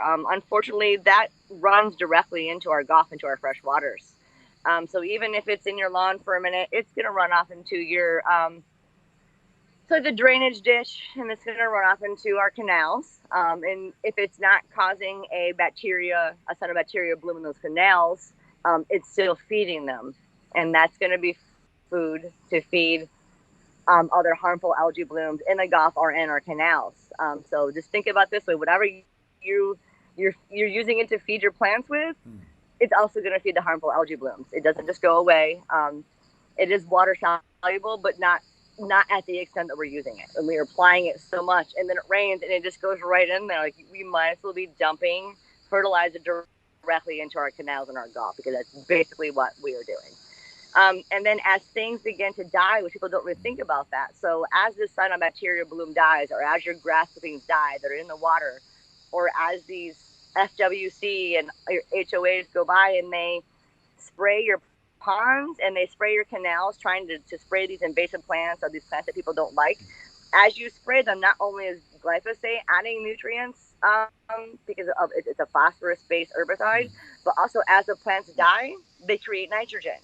Nitrogen is food. So not only are you adding fertilizer, but as you kill the plants, you're adding more fertilizer as in the form of nitrogen. So as they die. So it's this crazy cycle. And we're just continuing to feed it. And then on a larger scale, what I like to tell people is it's not just Florida. So as we burn coal and we burn fossil fuels, that also releases nitrogen to the air. Plus our atmosphere is also nitrogen. And then lightning and nitrogen together make nitrogen oxide, and it's in the rain. And so we're just have really disrupted this cycle. And so not only is it because of our lawns and our golf courses and loss of biodiversity, it's a giant picture, and it's huge. And I don't see an end to it unless we really deal with the root of the problem. That means people changing their diets, people changing the way that they grow their lawns, and stopping fossil fuels. That's that's interesting, because that is what Stel was talking about, is that we have to be together to do that. And I think it's bigger than even just all talking. We have to make a lot of big changes, to try to push it forward. What is one change that you and your family implement to help the environment, or to try to help with? Well, plastic. We've cut down on a lot of plastic, and I try to buy organic as much as possible. And I'm really trying to teach myself and my kids how to wildcraft, so how to eat native indigenous plants that are here, our wild grapes, beauty berries, purslane, pennyworts. So anything, like, eat the weeds. That's my biggest thing, is learn to eat the weeds. And that will actually make a huge difference. That's great. That's great. That is, that's something very interesting, is we need to get, knowledge back again about nature. We've sort of removed ourselves so far that we've ended up trusting, journalists and bureaucrats about what nature is. And now here we are, and they've been in charge of it, and now we're all in issues with it. So we need to take that information back. And I like that, because I think that, that seems to be, what you're doing out there with the tours is bringing people and reigniting that passion they have for being in nature. Yes, absolutely. Like, I'm a child when I'm out there. I get just excited to see dolphins and birds and ospreys and fish, as a child does. And I try to instill that into our people. And I think that when I get excited to see that life, they do as well. And that's how we're going to fall back in love with nature, is getting excited again to see the simplicity and yet the complexity of nature. And we have to remember that we're connected to it. And that's the real solution, is reconnecting. Well said. Well said. Well, Michelle, thank you so much for joining today and being on the podcast. It's really important and nice to hear your perspective, because you're always on the water, you see what's happening, you've got the day-to-day, and I know you're very much an activist, and you're always putting out posts and trying to show people what's happening out there. And I really appreciate you being here and helping us understand a little bit more of what's going on. Absolutely, and thank you so much for doing this, Eric. You're awesome. Nice, thanks. Thank you, guys. All right, thanks, Rochelle. Hope to have you back on another show. Absolutely, Bye-bye. bye. Hey, guys. All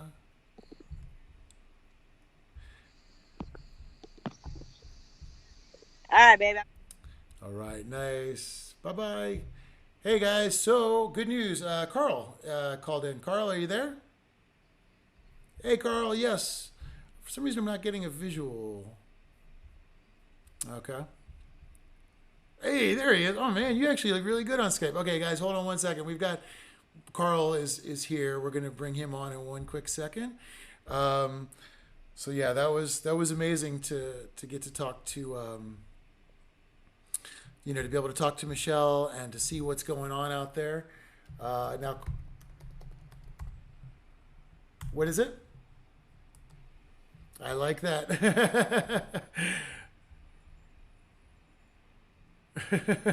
Hyper activist. That's good. Well, that's definitely what the waters needs. So let's see. Let me switch you on here, and then we're going to bring you. There you are, Karl.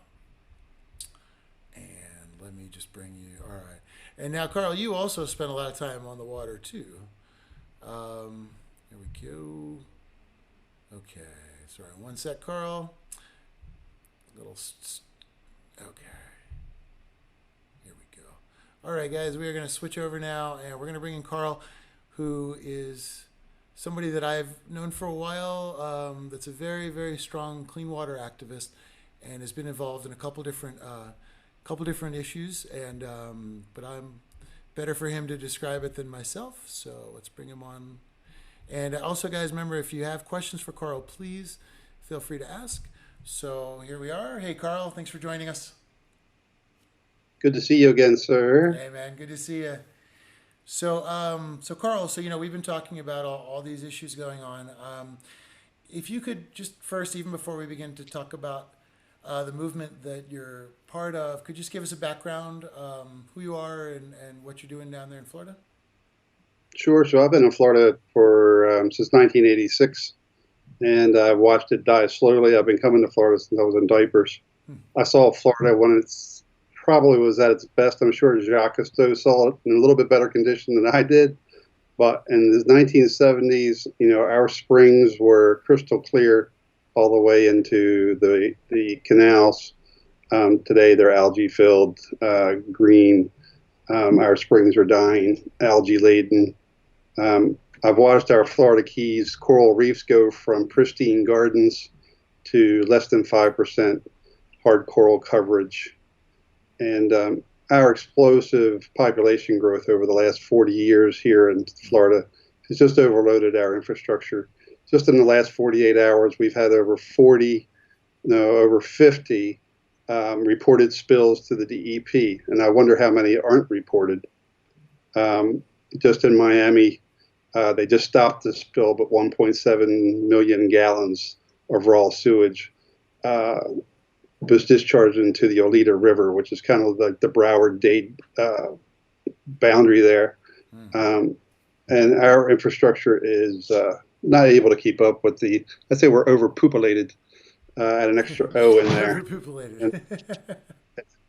and it just can't handle it. And it's being ignored by the politicians.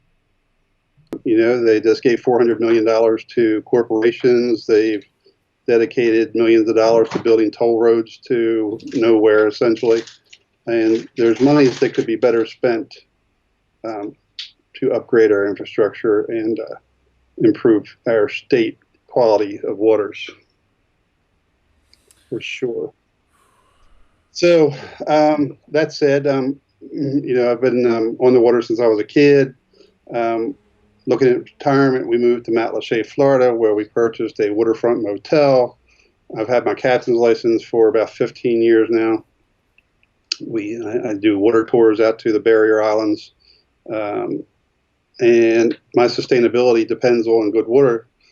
And we arrived here in 2014. Things looked good. My first time to visit the Matlacha was in 2007.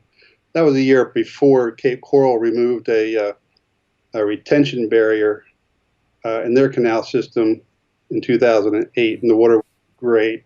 When we returned in 2014, that barrier was removed in 2008, flushing 400 linear miles of canal water into the Matlacha Pass, devastating the grass beds and the fishery. Then the cyanobacteria blooms came. My first experience with that was 2016. It fortunately didn't arrive to Matlacha. It stayed down to the south and out into San Carlos Bay and up the Caloosahatchee River. We were very fortunate here in Matlacha. It didn't come to my backyard. And then 2018, of course, was just devastating for the entire state. Else. So I came to the clean water thing in about 2016 with that first cyanobacteria bloom. Living in the Florida Keys, you're kind of isolated from what's going on up here on the mainland. And but moving up here, you live down there, the water's nice. I've seen it degrade there as well, but it's still nice compared to every place else. I became active around 2016, I guess, with this stuff. And it's frustrating. So we write the letters, we go to the board meetings, we go to the commission meetings, we email, we have one-on-ones with legislators. People travel to Tallahassee, to Washington, D.C., and nothing ever seems to get accomplished. We have a regulatory system that is built really to defeat us. When the EPA or the DEP, Florida DEP, issues a permit, that's exactly what they're doing. They're permitting the exploitation or devastation of the ecosystem. It's not to protect us. The EPA and the Florida Department of Environmental Protection do not protect us. They were designed and put in place to regulate acceptable amounts of devastation is what they do. They don't protect us. They issue these permits for water consumption by mosaic, trillions of gallons a year, of biosolids, use of biosolids with the total accumulation being regulated by the build-up of heavy metals per acre and poundage. So many pounds of arsenic, so many pounds of lead from those biosolids. That's how they regulate the total accumulation. Once it gets to a level, they're supposed to stop using it. But of course, like your turf growers, they spread it and then they harvest it. They get a credit for the amount that they remove, so their total accumulation, they can put more back on, moved supposedly some amount. So anyway, being basically defeated, feeling defeated, and as I'm sure most people, most activists in Florida feel, all our work, all our banging on doors, standing on bridges, hanging signs, is fruitless. It's essentially fruitless. When you oppose these DEP permits or an EPA ruling, you're fighting a regulatory system that will just become stronger with each win that you make. So, for example, I'm president of the Matlacha Civic Association, and the Civic Association with about 6 or 7 other petitioners, several of these people live in Cape Coral, within the Cape Coral boundaries. Cape Coral decided they wanted to remove a second barrier to the south, similar to that 2008 barrier removal, the Cetus barrier. They now want to remove the Chiquita Lock barrier.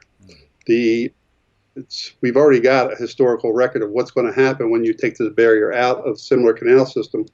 So when I heard about this, I rallied as many people in the area that I could, people that would have standing.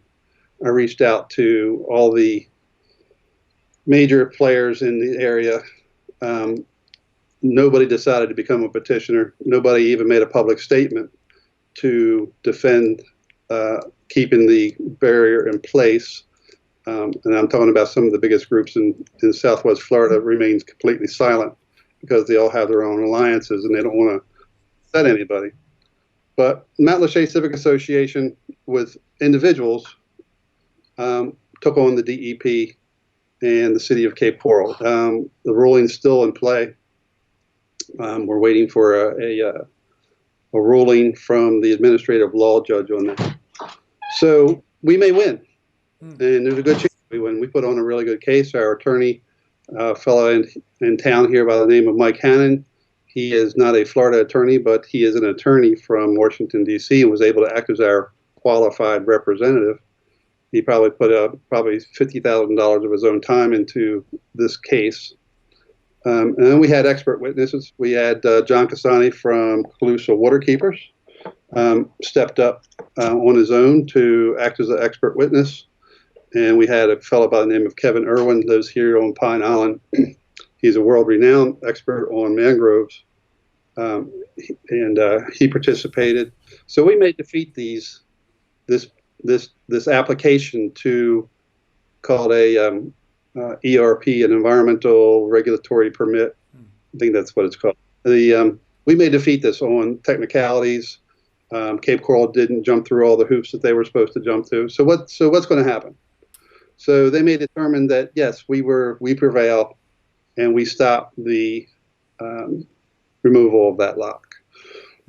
So because they didn't cross a T or dot an I or didn't file a particular paper when it was supposed to be filed. So what happens? We win, but only for a moment, because we've taught them what they've done wrong. They now know what to correct, so they'll come again. They'll fix those deficiencies, and they'll come again. And we'll have to go through the same entire process, in upwards of $100,000 to fight them. And we may win again. But every time we win, they become stronger because now they know how to correct their deficiencies. And every other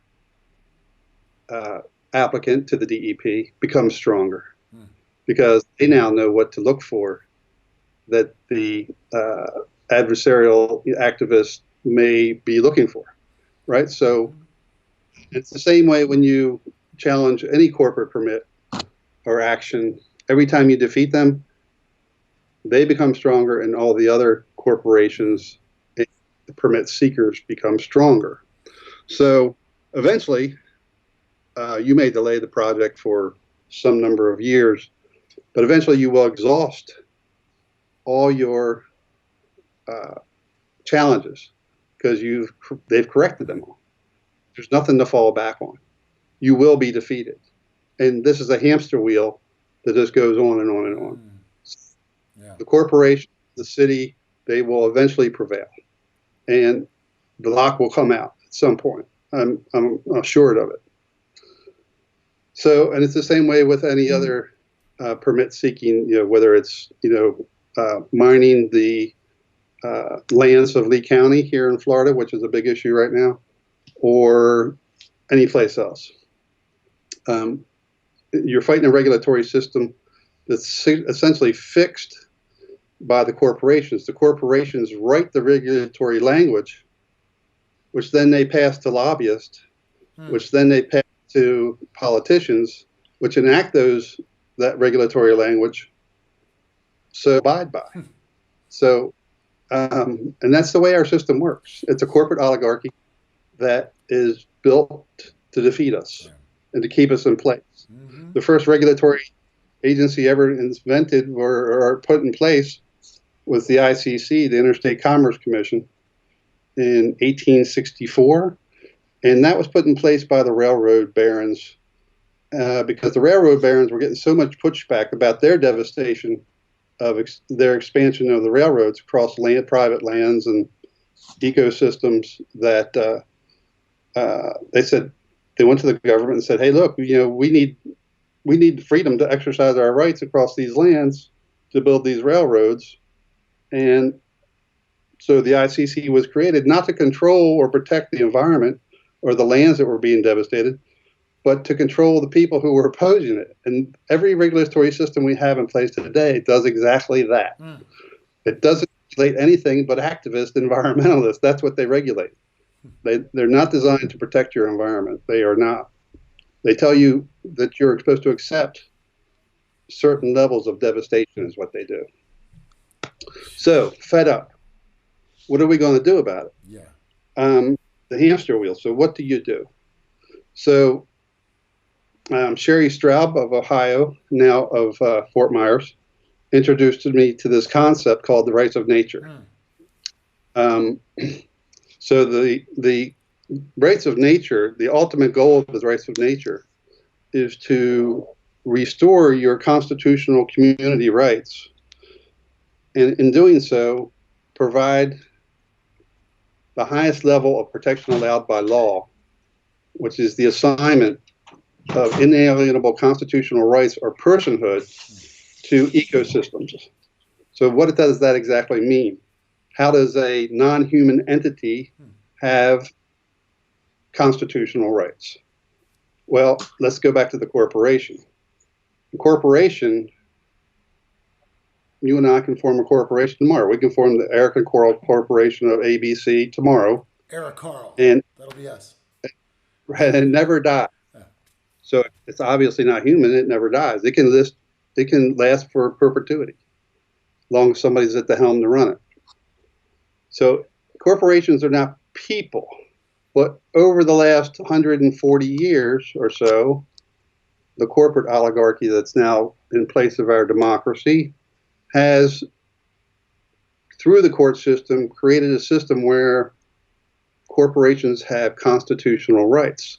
Their argument was that corporations are a group of people. Each individual person within that corporation has constitutional rights. Therefore, the corporation must have constitutional rights. The corporation is nothing but a slip of paper. It's a non-human entity given constitutional rights. So this is where the rights of nature movement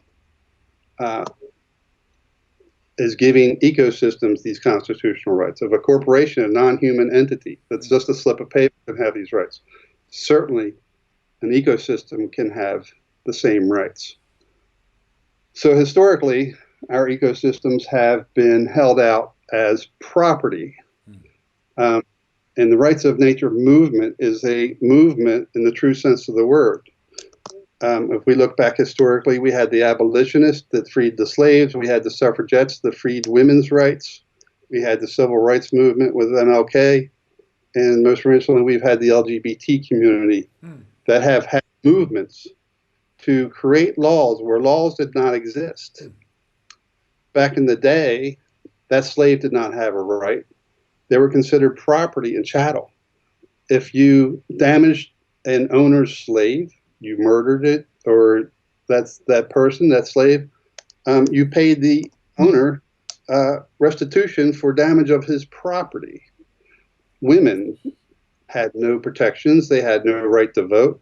But through the suffragette movement, they achieved protective rights, the right to vote.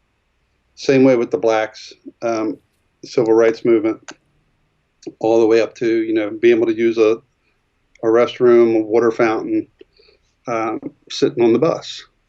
So these entities that never had rights in that process, our ecosystems, nature, has never had those protective rights.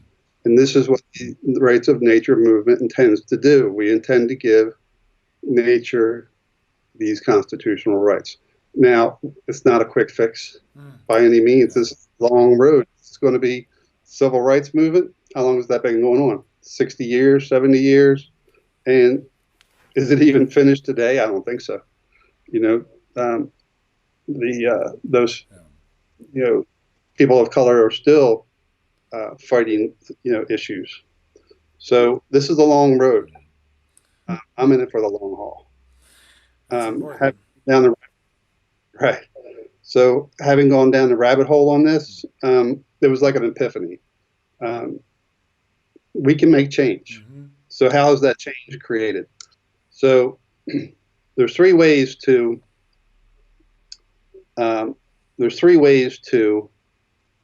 bring the change. Your county so first of all, it can only be done in municipalities or counties that are established by charter. Charter organized municipalities and counties have a higher level of home rule than a statutory formed county or municipality, which has to follow the rules of the state. So counties or charter organized municipalities can make rules to govern themselves. You have a right as a citizen within the United States and within these charter communities to self-govern. And you can pass any law that you want, so long as it doesn't interfere or contradict an existing state law or federal law. So this is where it becomes complex.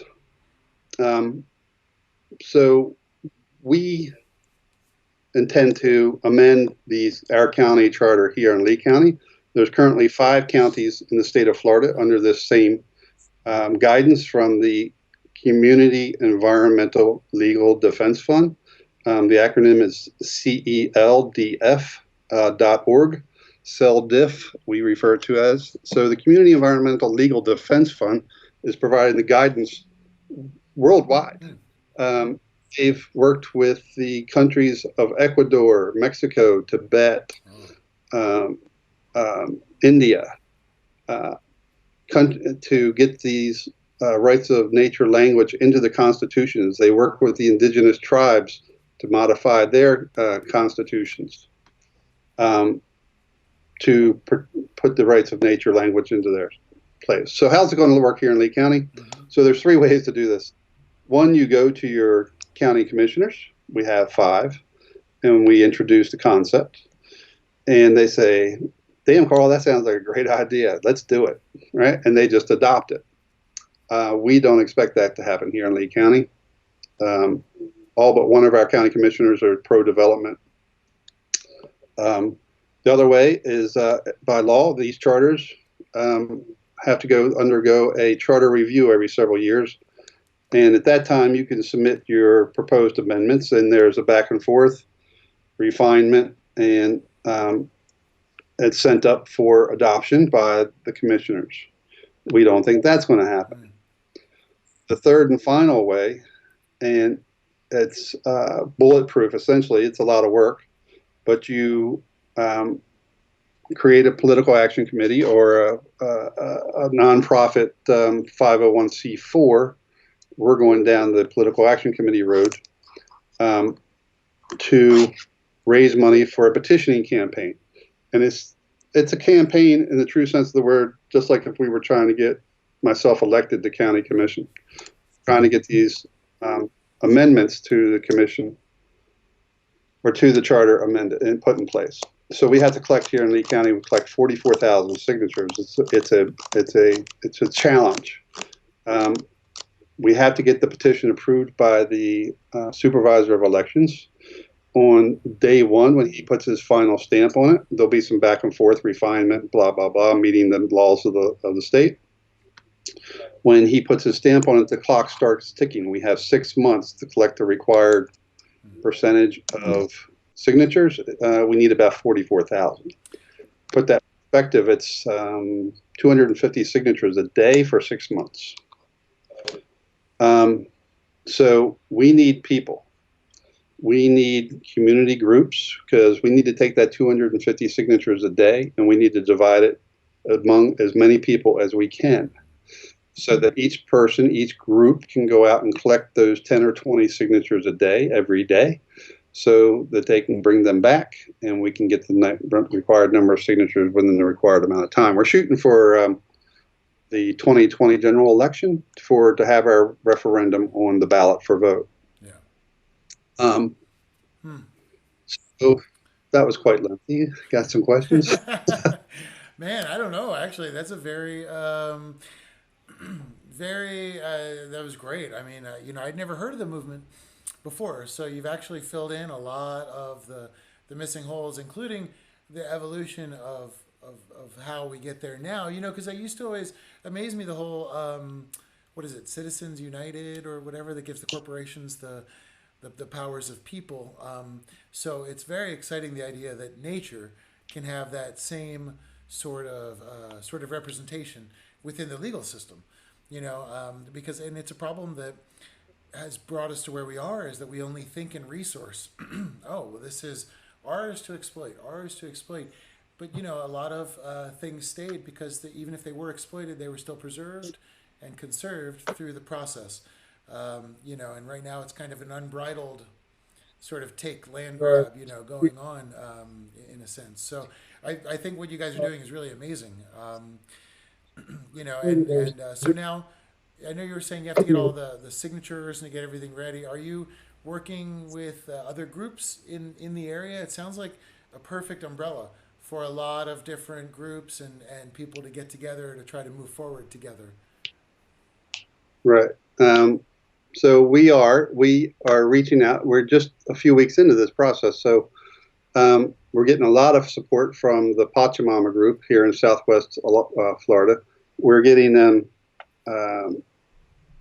Citizens Climate Lobby folks are onboarding. We've developed a speaker group for community outreach. So anybody that's within earshot of my words today, I ask you to put your community groups, your homeowners associations, your church groups, your political alliance groups, your fraternal organizations. We need to talk to as many people as we can to bring this concept to the people so that they have a full understanding of the benefits. So we're getting, a lot of times they'll say, well, you're going to put the county on the hook for being responsible. So I need to back up on that statement. I need to back up a little bit. How does the ecosystem, once you give the Caloosahatchee River a Bill of Rights, its rights, what does that mean? How is the river going to defend itself? Obviously, you can't, the river's not going to drive to court. So just like a child cannot represent itself in court, a minor, what the Bill of Rights does is it gives the river personhood. And through that personhood, it can be represented as a special party in interest. The legal term is special party in interest. So any resident of Lee County can step up and represent the river as a special party. And that's how it's done. So now this is a county ordinance, right? We've amended the county charter. So anybody that wants to sue on behalf of the river, it's the county that's going to be the defendant. So people will say that's going to be expensive for the county. Well, what's happened in Ohio and Toledo is that the city, so this rights of nature was established for Lake Erie and Toledo because of their toxic water situation. So initially, the city of Toledo said, oh, hell no, we're not doing this because, we can't have this. Well, last week they flipped. They have seen the light. They have now are moving to, they're being challenged by the Farming Bureau up there. And what the city commissioners of Toledo have realized is the rights of nature language gives them back their home rule. It reestablishes their home rule. It gives them an opportunity to say, hell no, we're not putting up with these preemptive laws that say we can't have straws, that we can't ban an herbicide, that we can't ban styrofoam. I mean, recently here in Florida, Coral Gables over in Dade County, they prohibited the sale of styrofoam, the use of styrofoam, but they were overruled by a lobbyist group, and the judge found in favor that they were in violation of Florida preemptive state laws. So we have a constitutional right, and this is where it becomes a little complex. We have a constitutional right to self-governance, and not to be subjected to these preemptive laws. If we decide that we don't want styrofoam or we want our ecosystem to have these constitutional rights, as the people of Lee County, we have a constitutional right to do so. And as soon as the politicians realize that it increases their voice, and yes, they will have to step up and defend their voice, but it gives them a right to home rule that they need to realize it strengthens them, not weakens them. And as soon as we can get that communicated to these folks, I think we'll garner a lot more support. Fantastic. This is a very exciting. It's a very exciting change because it's a very different approach than the traditional one. So I'm sure you've probably get a little pushback here and there from people, but I mean it sounds like a lot of people are coming together with it. And I think it's a very interesting, and it's what it needs, because in the end, regardless of our hearts and our view on things, businesses will do what they can get away with. And so for you guys to give a legal voice to nature, to me, it sounds like a huge, somebody wrote this earlier, it's a paradigm shift. It is. I think that's exactly right. We are creating laws do not exist. And we are, and Mr. Lindsay, who's really, and Mari, what's Mari's last name? I apologize. Pardon me? Mari? From CELDIF, Mari, I forget her last name, I apologize. These folks have thought this out. They have thought through this paradigm and have come to the conclusion that through a fight in the court system that challenged, we will prevail, and that the judge, an ultimate judge, probably at the Supreme Court level at some point, will have to rule that we have the constitutional right to govern ourselves and to put these laws in place. It's great. You got to force them to do it. Karl, this is it's an amazing effort. I know you guys have been working on this for a while. It's taken a bit of time to put it together, and I know you guys have really pushed hard to do it. So, I hope you're also enjoying that it's starting now. It's building. It's got its energy, and it's you guys have started something brand new in that area, and so. Yeah, we are excited about it, and and we're trying to recruit. So, in the state of Florida, there's 67 counties. Only 20 of those counties are organized by charter. But the most interesting fact about that, you would say, oh, well, you don't have a snowball's chance in hell. Those 20 counties of 67 hold 74% of the population. So once we knock down those 20 counties, we now have the Wekiva effort in Orange County. We have the Santa Fe River initiative in Alachua. We have the Alafaya River initiative in Polk, and somebody's coming on board in Charlotte County for the Peace River. So we have these. We met with a group, 350 South Miami the other day, in Dade. So Dade, Broward, and Palm Beach counties are also charter counties. They probably hold almost 20% of the population in those three counties. So once we knock down county by county, there'll be a greater amount of awareness statewide, and then we'll move to amend the state constitution. And when is that going to happen? That's 10, 15 years down the road. We're not deluded that this is any quick fix.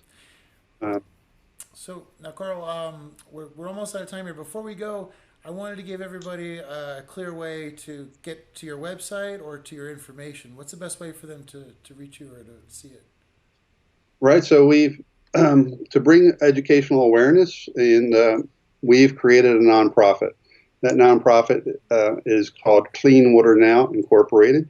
Clean Water Now Incorporated is a registered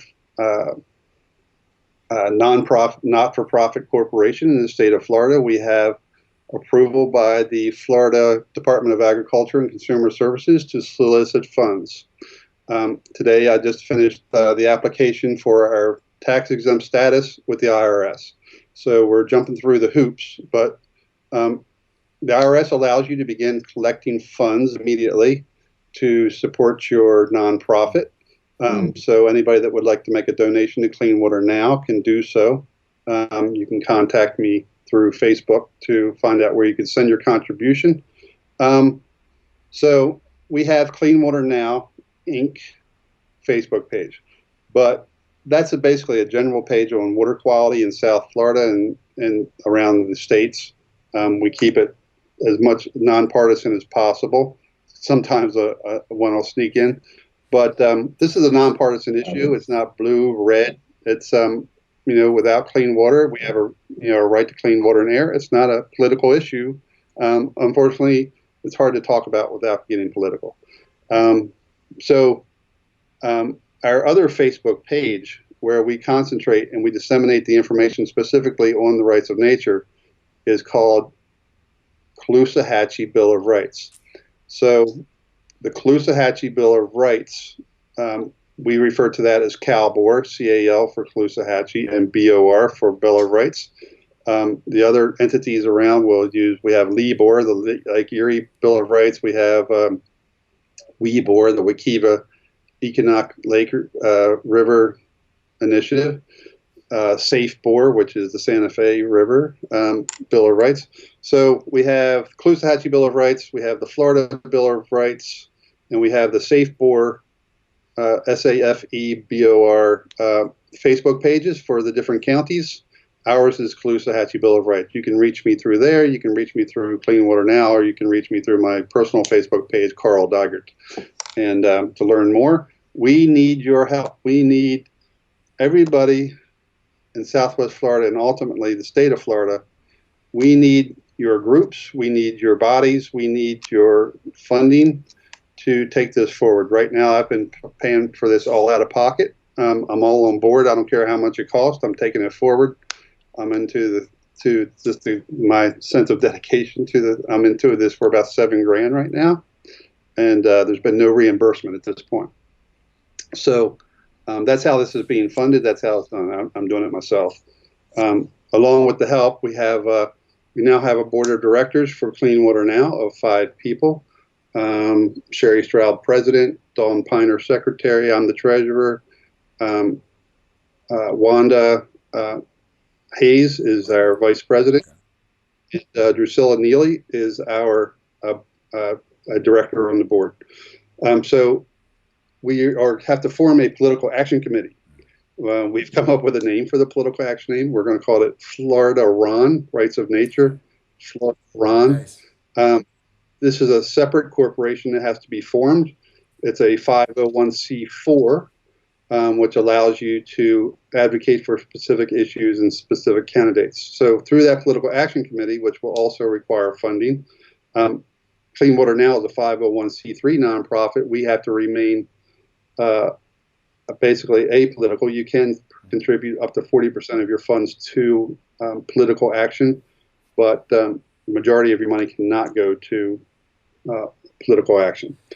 So the political action committee we're looking for a board of directors. We have a few volunteers. We want a separate body of people to avoid any conflict between the two. So the 2 separate entities. Clean Water Now is one entity for educational purposes. Florida RON will be the political action committee to drive the petitioning initiative, get all the paperwork. So just for example, we're going to need about $5,000 just to have the petition printed up.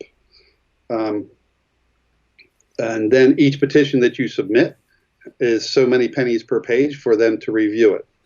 And if they kick it back, in that regard, if you sign a petition, any petition, that petition goes to your supervisor of elections, where somebody is paid to compare your signature on that form to the signature on your voter registration card. So if they don't match, they kick it out. I don't even know if you turn it to the petitioning group. They just deny it. So it's real important that you update your signature when your voters never would have even thought about that. Right. Every once in a while, you need to go update your voter registration signature, because over time they change. Yeah. So every 2 or 3 years, you probably should go fill out a new form, submit your new signature. Also, in the state of Florida, you are dropped from the mailing ballot roll every 2 years. Whether you vote or not, every 2 years they drop you off the mail-in ballot list. So you have to re-up every 2 years. If you haven't done that, I would suggest you're looking to see if you're still active. You can go online and redo it and do it. But so all this is expensive. It's cost a lot of effort, but we need a lot of people that are willing to dedicate themselves to the petitioning effort, because we need to collect those 44,000 signatures in 6 months. So I'm asking you all to get us out there. We have speakers that will come and speak to your groups, and we need your help. And when we finally get, so we need to start petitioning in January to get things in place and finished by November of 2020. So that's where we're at. Everything is being pushed forward as quickly as it can. Sounds good. Well, we'll keep checking in with you, Karl. Keep progress on this. I'm really excited to see how this develops. And again, thanks for joining us today. We've run out of time, but I really appreciate you letting us know about all this, and you've given us good things. I'm going to add some links in as soon as we're done with the podcast, so that people can just click right on and get over there and help. And then we'll be in touch as it continues. Thanks for stopping by, Karl. All right. Appreciate you having us on. Yeah, man. Thank you. Thanks for having me. Take care. See you. Bye-bye. Bye.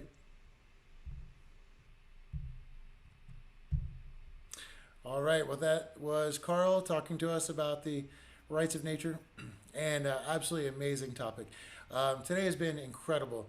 We had Stel Bailey on earlier, who is somebody else that has been battling cancer and whose family has been in battle with cancer and has taken that experience and turned it into a way to help everybody, which I find very inspirational. We have Colleen Marie, who was so moved by what she was seeing around her that she just started going out and walking the beaches and showing people exactly what was what, which included with very famous images of some dead dolphins, and the writing, "This is not normal," underneath, which are images that still stay with me to this day. We have Michelle Bisson, who was incredible. She's an eco tour guide and told us exactly what's happening. She's in the water every day. So, whether you live in Florida or you're thinking about traveling to Florida or you just moved to Florida, there are varying levels of water that you have to be careful of. And Michelle pointed out a couple good ways to be able to determine when it's safe and when it's not. And again, we'll leave some links down there as well. And of course, Karl Deigert talking to us about the rights of nature. So incredible show. I kind of feel like Florida has so much going on, and it's such an amazing example of activism, pollution, politics, cancer clusters, that maybe we start doing like a weekly Florida show, just devoted to having one person on every week from Florida to talk about what's happening. Tell me what you guys think about that as well. Maybe we could add a second show and just do Florida. So please let me know in your comments. Let me know about any other shows you'd like to see coming up. And I really appreciate everybody for being here today, joining us, being part of the conversation, for everybody that Skyped in, everybody that wrote and gave us amazing information. You guys are incredible, and I feel very lucky to be here, being able to talk to everybody. And thank you, everybody. We will see you next week on the Conservation Conversation.